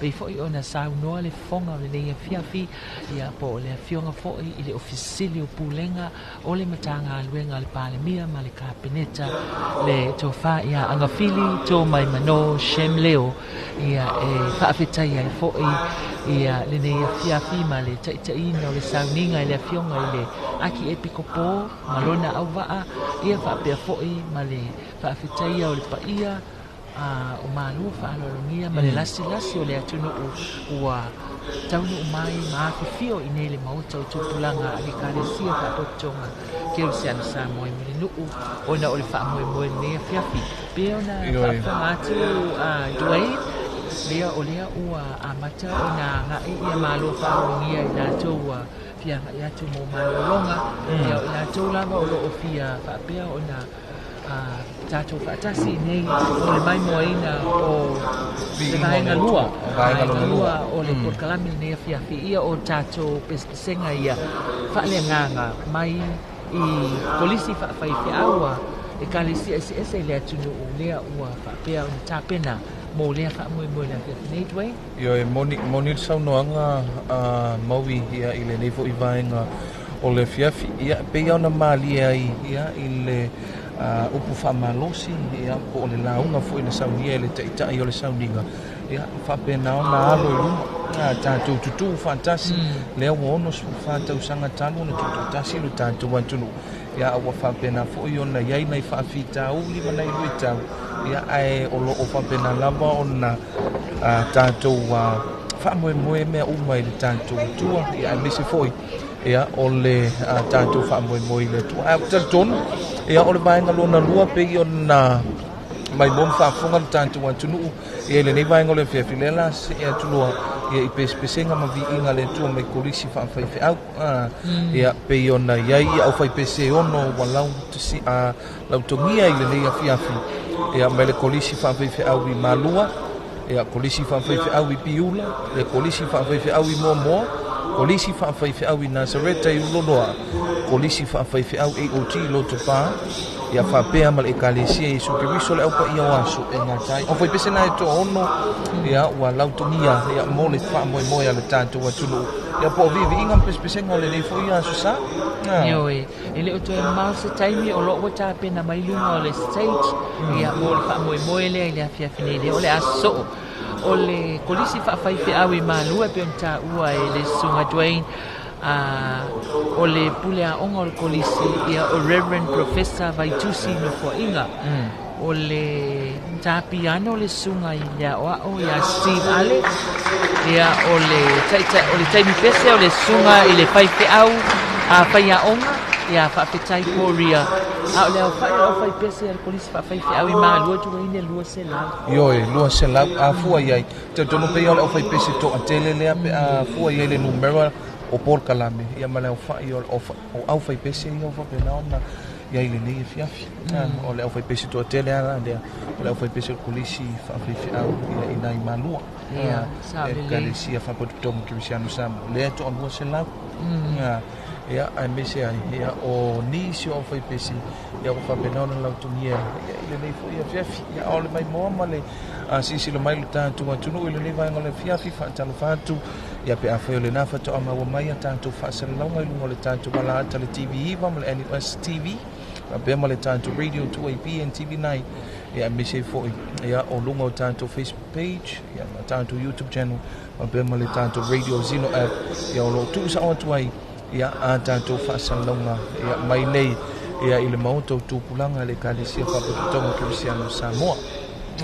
Ioe, ia nā ua whaafonga atu e whaisi tu a tele e matua whai tu ein atu a tele le o whai pese ia o le maupopo fo ia si ufonga malosi malosi si ufonga ia ai whaafonga mai pēr mai mo mai o le mai tau atu o le wanga ia tu ilunga o le stage ia le au whai pese to a tele le nei a le kolisi whaafaife au i malua o susunga ia oao whaia onga maulato whalitua ia lea o le a pese pese malangi ina vi inga o le atua mantua e ta ilua pese le au whai pese e ta ilua pese o le a langi ina le au whai pese uma ia e ono ua awai le a whiawhinei la taita ia ele sunga ele pule a onga o le kolisi whaafaife au i malua ia Reverend Professor Vaitusi no Foinga tapiano sunga ile o ia Steve Ale o le taimi pese ia o le sunga le whaife au whaia onga lona winga o le whaia onga ia le sunga ia Faafetai Korea ia o le ua lainga mai lunga Dwayne ia le au whai pese na ua apea na whaasenga mai lunga o le stage ia le tata o whai pese polisi whaafaife au i malua O le mea mali ele tau matamata atu ia mau. Ale la vante o le o fisi nei. Ia ele ia le ala mo foto amanino. Le o le ele ita ia o le te le tanto stage em fa pena fo. E o fiu mala foi pese to bo sala. Io Manta mo fie fo ile nei ia fiafi. Ia pe fo ia na fa fonga mai ele tanto ba.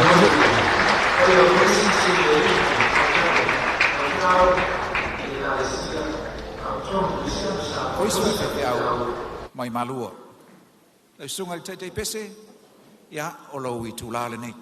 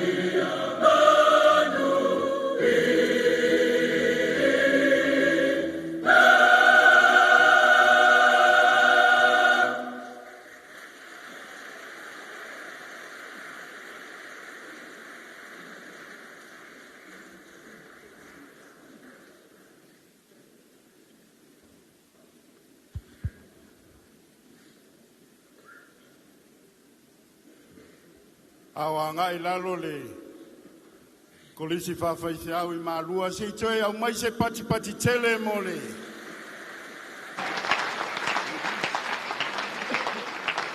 No le atua wa manu ai. Toe o mole le anga Faafetai sunga le tamapule Faafetai aonga profesa sunga ya mai tusi no foinga.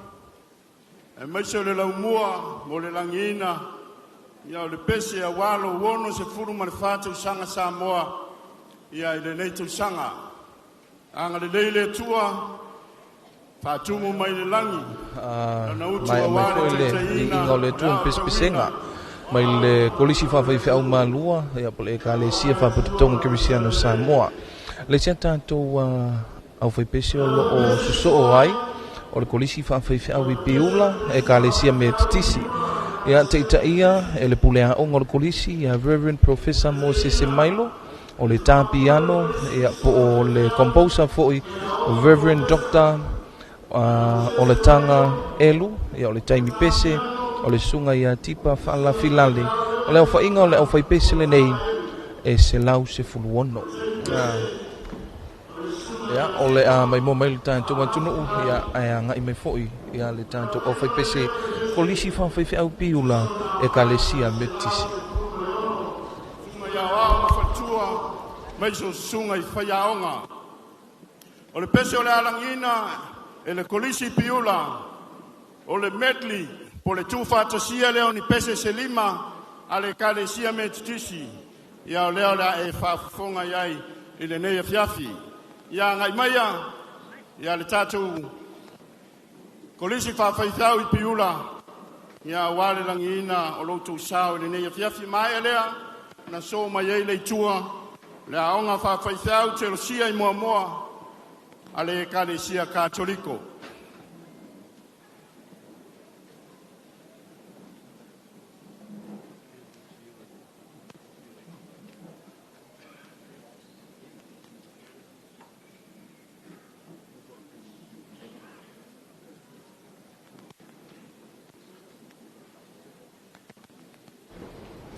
Ia o le nā ua mai mo mai pea ma whaafonga mai lo tātou atunuu. Ia pei fo ina whaafonga atu le fonga o le fiafi o lea wanga i atu i lunga o le stage. Ia le au fai pese le nei le kalesia me totisi le kolisi Faafetai au i piula. Se lau se fulu ma le ono ia le au fai o le au fai pese i susunga i whaafiangainga po susunga i Faafetai au hao ma o lato falitua.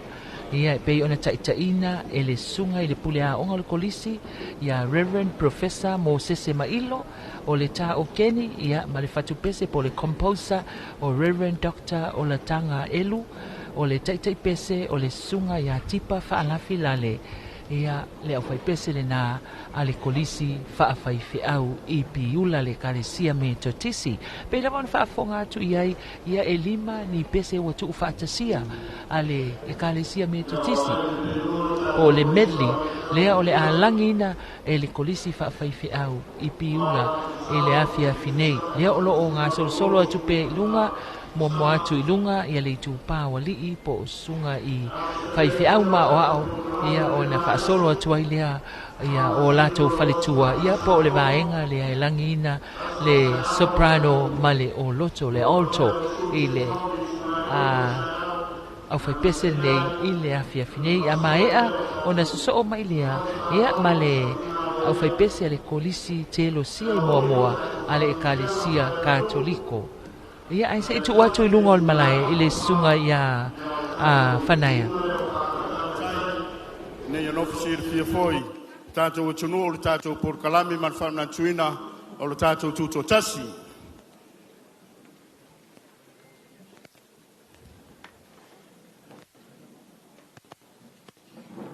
O le nei au whepesitele le kolisi whawaiwhiau I piula, ia I lātou whauna langiina, ia le whaonga, le Universite o le Pasifika, le asfuraile na sei mawai atu nei, ia o lo lātou sao fwoi lea, ia wale, sao whanau, ma lo lātou whaonga le nei tausanga, ia o lo whao au pēla lātou tautua ma le au aunanga, le langiina o vi inga o le tua.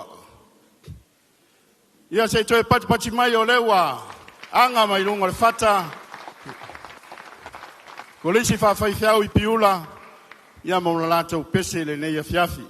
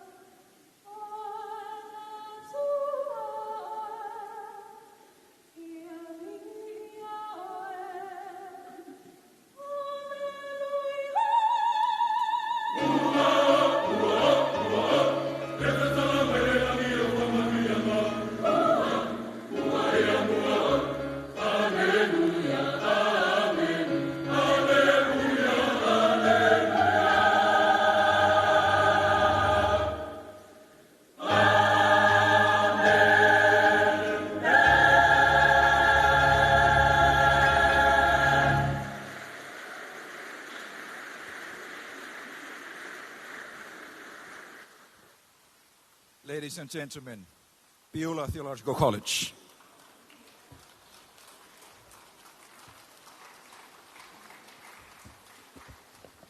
Ya, mole atu Faafetai le.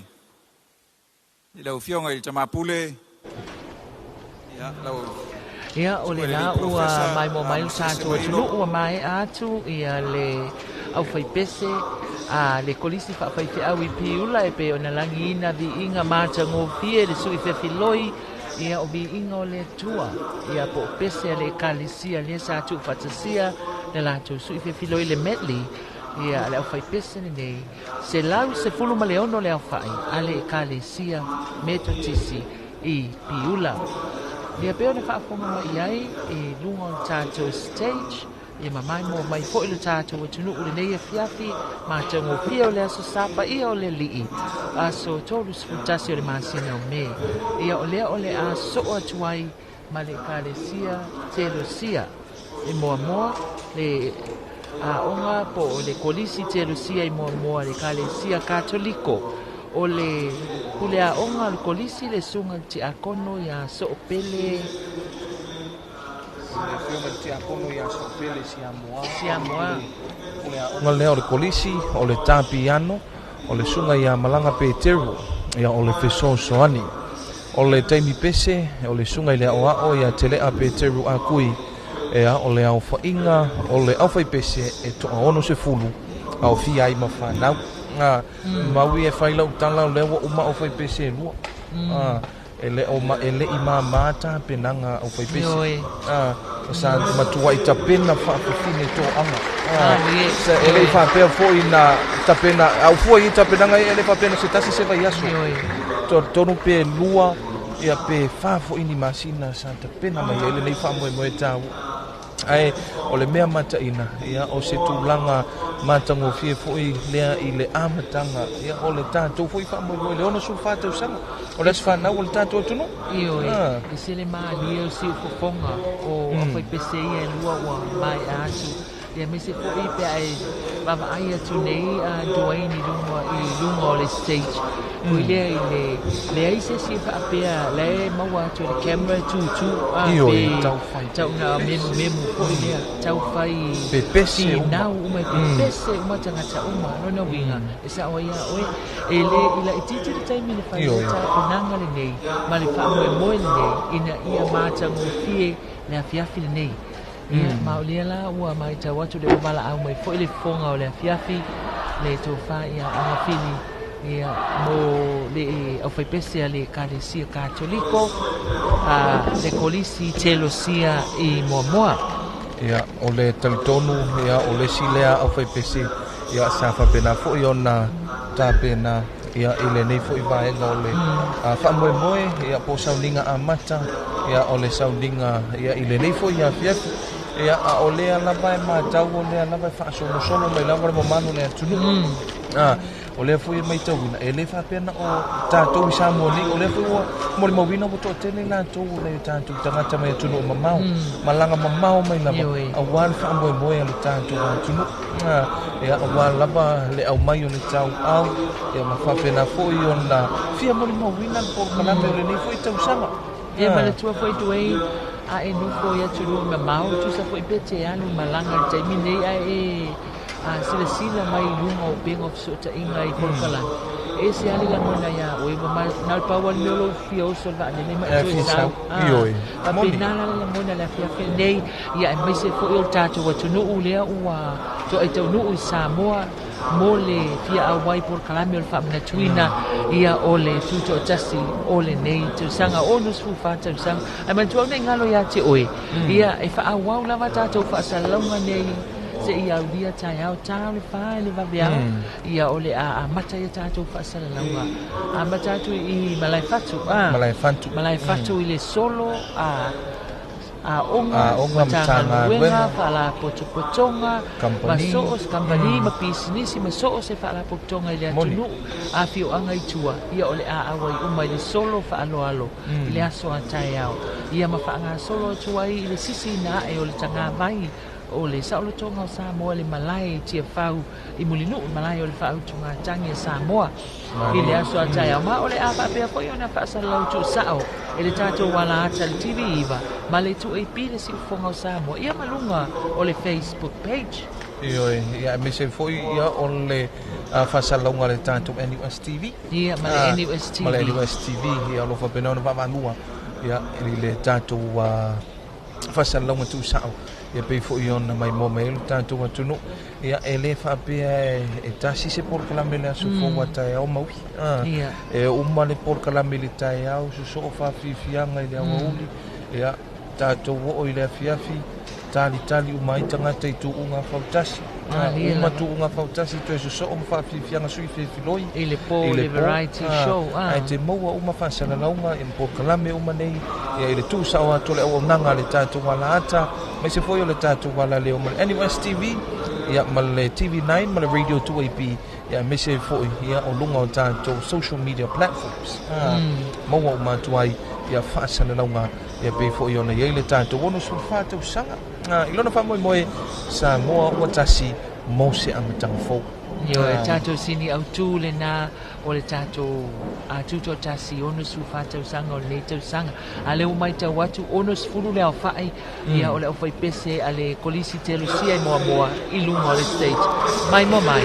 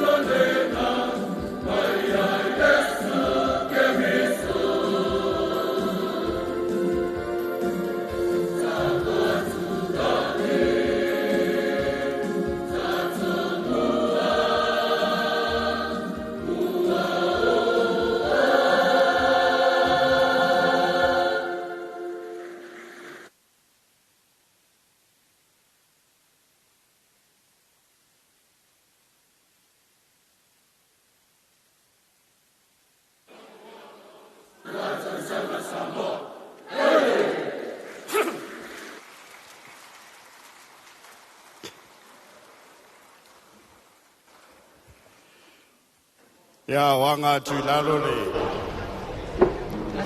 Ya ole mai mo male fafo mai na o tanto wa tunu ya I pespesenga lo di inga ole tua mai le a onga telo sia I mo mo e kalesia katoliko lalo te inga pule ha onga polisi le fionga le tia kono ya so pele sia moa ya mese foi ole tapiano ya malanga peteru ya ole peso soani ya ole taimi pese ole sunga ile awao ya tele a peteru a kui ya mese foi ya ole au fa inga ole au fa pese e ono se fulu au fia ai mafanau ya ole au fa pese tu fa tasi le ape a foi ai maui ya o sunga ya o FAAPITOA ya mese foi na yo la tu fa na u le au mai fatasi ya e tu fatasi le au fa pese nei ale au matelo sia I mo le kalisi katoliko ia ole na pafonga mai ia tau faila mo foi ia lau ya la tal TV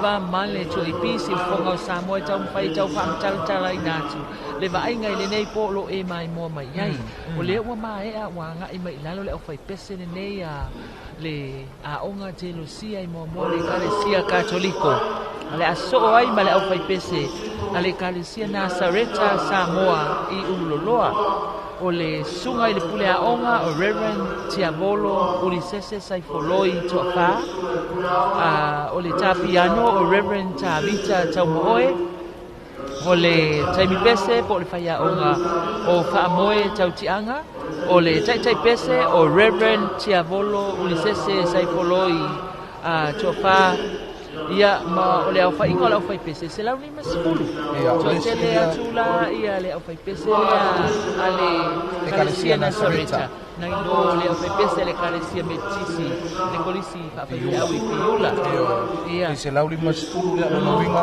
le au fai pese lo na lua le mai le onga FAAPITOA le mano wa no se lau na wa se lau ni masfulu ya se lau sfulu no le kalesia metisi ai ono se fulu au fai mafana ya o ya ila o le telo sia I mo ana ele o fai pese ale o telo sia to wei mo ila mai to la I ti o fai pese wala e to tele foia alo mafana wa sunga I so ani mati a kono mo la to fal tu la awa ia ai mana ia o la to fatunga ma la to pese ia apa ole tai ole kalisia le na o la fai pese ele ki o foi a ku ia mal fai ia fai la ko fa fianga I lungo le stage tal tono o tanga uma ia le tai le kalisia ia fa malo to foi ia ile tai ole kalisia katoliko wa o ia foi le sa tai ia le Sauniga so ia ba lo ai foi manisio a ona tofia le tua ia mai nisi foi o fata fai tau longa pena ia le kalisia met por fai tu se le kalisia metisi le ti akono le kalisia katoliko ina I vai moso me se foi o le sunga I fai lo tu se le kalisia so fatasi ia ei foi ona iai ia ile tulang ole Sauniga Lotu ole tato ona sulfata usaka ya tulina tulo ia ole na ua fatulanga mai le tato o fai pese I lungo le stage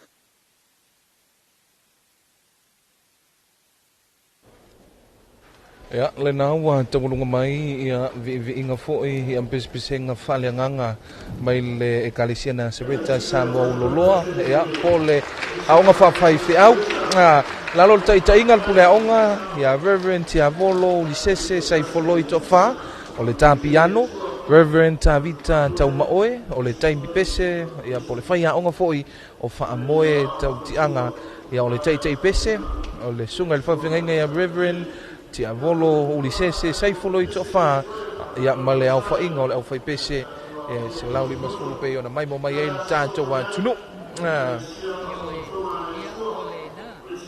ai ia le kolisi ale ekalesia Nasareta i ululoloa ia le wanga i mai lalo le stage ia o lo fa pe lava ia o nanopia i pe le mamalu o le tunu o lo fa atumuli ai ia le maota o tupulanga talamau le ekalesia Faafetai ke usano Samoa nei muni nuu ia ona o le fia mai mo lava le wa folinga mai o le la tato wanga iatu i le Assembly of God ia po le ekalesia Faafetai le atua mai tafua i savai o le pule aonga ia o le sunga ia Reverend Bui Tusi le au pepe o le taitai pese ma le taimi pese o Reverend Lo Taua Mose ia o le alfa inga ena o le Pitus Fululua Pitus Fululua ia o le o sa ta pena mai le alfa pese le malanga mau mai le motele salafai si o macho motu salafai ia le faingofie ia ta po mai o le o ilunga o le stage ia le tato alfa pese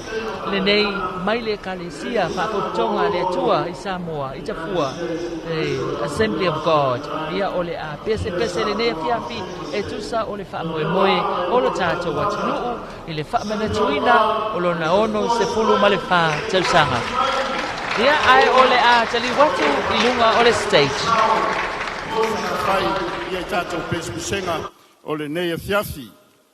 Lātou pese o le alangina ia o le Faafetai lava ma le viinga i le atua. Ia le Faafetai ai ia le faamoemoe ua taunuu.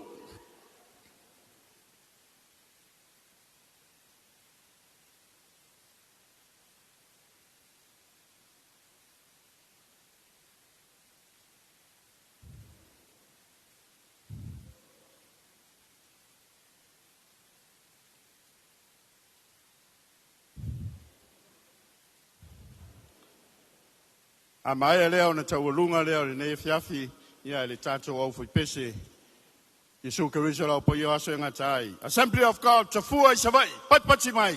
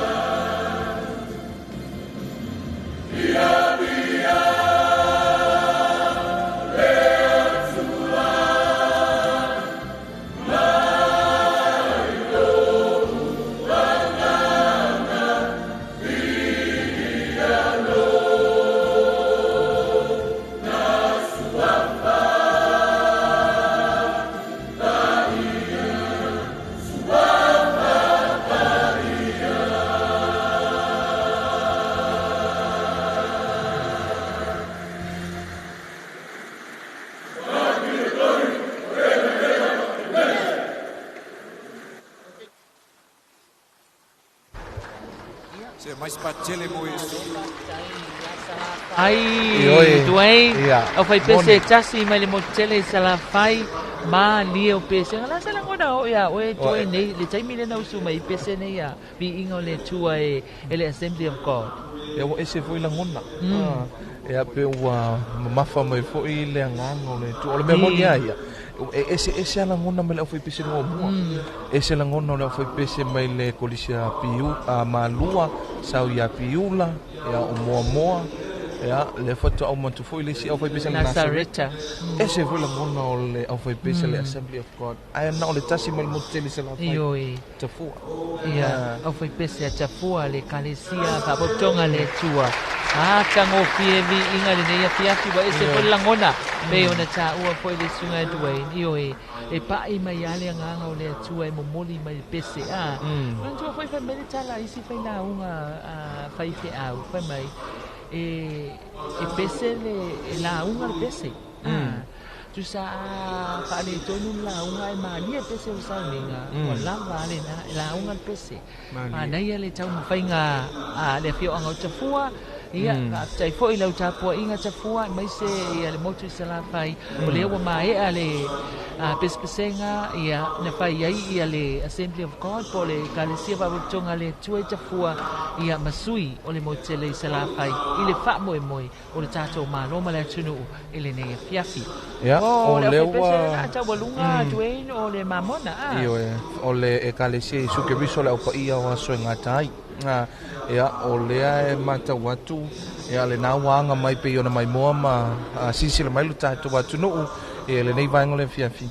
Ia, o le apia Samoa Central Stage, ia, o le presidente o le stegi o le sunga, ia lau fiso, lau tofa unasa, fiso soani mua sunga a fualo i opu Wilson, fiso soani lua, sunga faasu, Lilo Mayama, Tapiano, Frank, Lafaitele, Taitai Pese, Maletai Mi Pese, Se Yuli, Nosy, Se Yuli.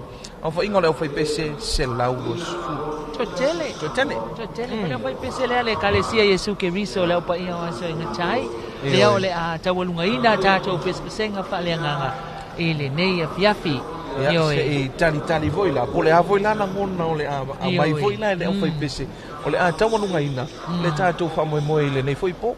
Neu te vai atu duene pe folinga mai o leo atu malato faila mai o lato nota o lato pese ia leo lo anga ia tu pe fai foi sto tele o fai pese lea ia ile tu pawali fa pe foi tama itai ia tasi foi lea o fai pese si fonga mali a duene ia foi ile Sauniga le foi sa pese ai ia matango fia foi si fonga o le fai pese lea le kalesia Yesu Keriso o le apa ia waso nga tai le wanga i lunga o le stage mai toi titia mai a tu lunga le fai pese ia ona tato a matalo lea o lato pespesenga le fiafi ia matalo lunga ai tato fa mo le fiafi ya tantonu o le vaenga le na ia misei o le tawalunga lea ia o faafianga bo pespesenga mavi inga o le tua ia ile nei fo ia fiafi o le susai por kalamita o amata ia ai pe o le aso na tolu le nei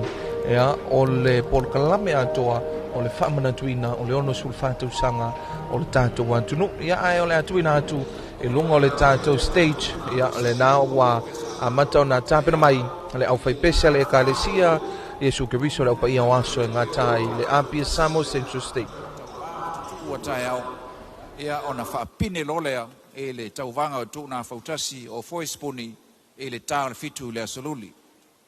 Ia oane e misia, ia le toi langaina, o le tātou wha ngā tama i le tai a matatai o le tā le wha. Over to you, Choir Master.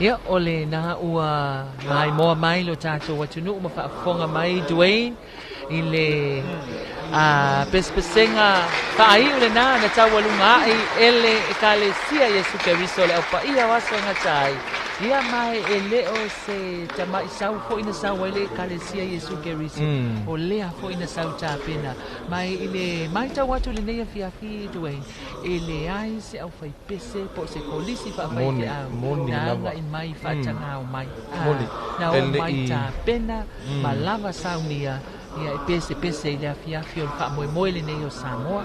Io e le i whaapea na e beia na ta ua le temu sola e le i whaapea na o na tapena na nafi po le vaiaso na tia nei po le lua vaiaso a foi e tapenanga umana wa au fai pese o le nei afiafi. Tale tonu pe tolu lua masina na tapena ai. Ia o le sao ia le tala foi lele ia na tu wale me malosi e fai e tumata walunga ai.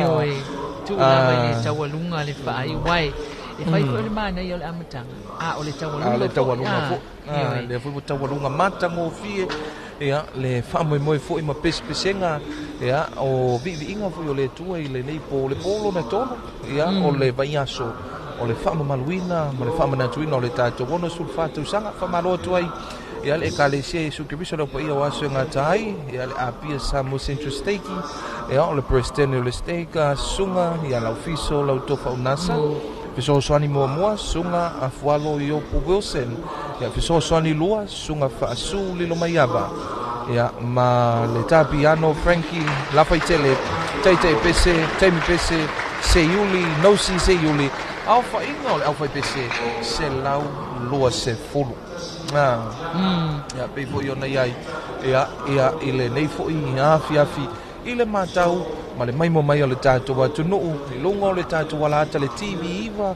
e mesi foi o le tatou ala leo le siufonga o Samoa le 2AP ia mesi ai le tatou NUS TV8 ia o lo tu sa atu ai ia a tatou faasalalaunga mai le maotale nei ia o lo tupulanga ale ekalesia faapotutonga Kerisiano Samoa ia ile nei foi afiafi maui ia o le na lea ua taualunga tatou pesenga e pei ona iai le polokalame faatulaga le komiti o tapenaga o le tutoatasi mo le ono su fatausaga i le nei afiafi ia e manatua auana ingalo ia te oe ki mai pe lau TV le TV iva ma le NUS TV ia faatasiai ma le 2AP le siufoga o Samoa ia awai faawau o tatou faasalauga tu'usa'o le aso ataeao o le aso muamua iuni o le sisina e o le tagavai o le malo tutoatasi o Samoa leai amata i le tao le fā i le vaveao ia ona amata faagasolo o tatou solo faaaloalo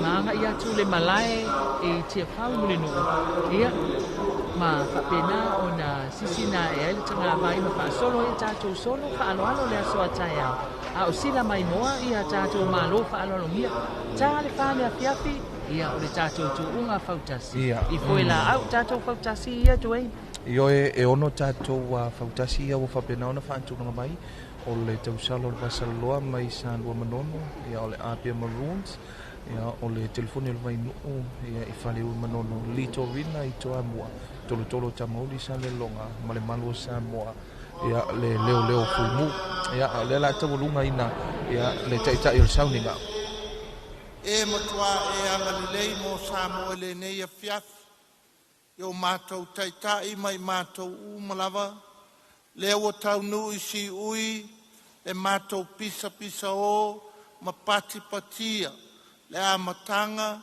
o le tau mawhainga e sangi fia le manu Samoa i utufia i le FAAMANATUINA o le ono sulfatusaga le tamae o le matou faatuatua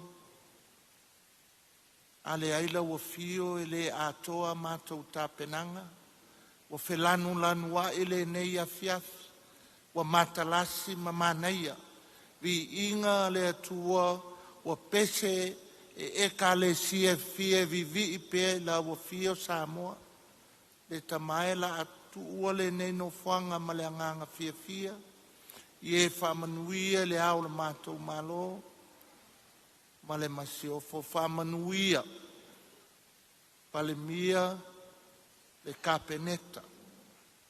Whamanuia, le whamasinusili ma le ofisa o whamasinonga. Meise le mauta fono mo lato sui. Whamanuia, i au whaipese na lato ungai mātou le anganga o la wafio le nei a fiafi. Ia, pa ule tanoa e pui pui mātou tu ua le mauta, mātou toi atu i mātou alala whanga manu, e iai pēla wafio i le mātou wheo inga. Faafetai o ele tamai, faafetai o ele tamai, faafetai lou lava suafa pa ia, le tamā, le alo, ma le anganga pa ia. O le nā ua whaafonga mai mo mai lo tātou wa tunuu ia e le te talo pupu na saunia e le taitai o le sauninga le afionga le aki e pikopo mo sese ia o le taitai o le kanisia katoliko i Samoa e whaai uai ia le tātou porkalame ma le sauninga i le nei a fiafi ia le fo ua saunoa ia le fonga o le fiafi le tofa ia angafili ia o le a whapea o na anga iatu ia matutula i fo i malo whaalolongia ma anga iatu ia i le mai au tātou por kalame tua ino nei a fiafi ai mana tua lea pe o na tō laulau watu e duwain ia le whamoe moe tai au e ono tātou fautasi o le a tutu i le foe la au le aso a tai au tāo le whae le a fiafi o le atu wina atua i fo i tātou whaasalango tu sao mai fale ula se ia o mai le tini o tātou tu i le fiafia tai au. Pata sei foi, ma polo kalame uma amata mai le sisina e o tanga vai o Samoa, whaafiafianga whaaleanga nuku. So o tuai ma le tunga kau tasi le fiafi tuai, ia e tawalunga loa i tātou whaafiafianga su i whewhiloi o whalea i tu masiva ma tūlanga uma papena, i mama o tau le malo, i matangi ala lua i le fiafia tai au. I oi maui ele o se por kalamela i titi le aso a tai au. Faisi tele foi. Ia, o le whamoe lea e ta oto lava. Ia, i le aso fōa a tai au. Ia, o le te talo lava ia whapena o na langi le lei. Ia, ma mata mo fia foi le tau a tai au. Ia, i le whamoe foi o le tātou atunu. Ia, o lea ua tantonu au ia e manuia mea uma. Ia, o tātou tomua i le tua i mea fiafi. Ia, mai se ai, lea foi o toi whaupopo ia tātou pespesenga ma tātou vivi inga. Ia, i le nei foi a fiafi. Ia, te tali tonu e lava au ia. Manu ia whamoe tātou atunu. Ilo na ona su whātau sa? Ia, o le nā Faafetai Samoa lau tāpua inga i le nei a fiafi ia mai o lea ua mai tau atu ia ua ngai atu ia lo tātou malo ma le atunuu malo whaalolongia ma pia foi le atunuu e kāle sia ese au auna le atua ia sa whaatasi mai i le maota nei o tupulanga talaboa le whakasai muli nuu au wā le moli mawina o le whaamoe moe le a fiafi nei tātou toi wheiloa i tai au le tūla e whātolu se pulu i le tai au a tai au ia ai avea nei a manoa ma te momoli atu ai foi mai malu i puenga ma suatu i o tō whina ngalo pia whai ua sala se ngangana pa o papa se leo na uwhaafonga mai Samoa ia o le tau mawhai lava ina ia tu ina atu ia whaasara launga a wala usila mai moa i le nei vaenga o le fiafi se ia ulia le aso a tai au ai mo le taimi nei ma iai ma umatuai ma le au whainga luenga a le TV Iva, le NUS ia whaapea foi ma le tātou au whainga luenga le MCIT ia e whātou whāma whaasoifu atu moli atu ia lo whaanga mo lo tātou atu nuu tali watu i le ofisa au tui muli nuu soifua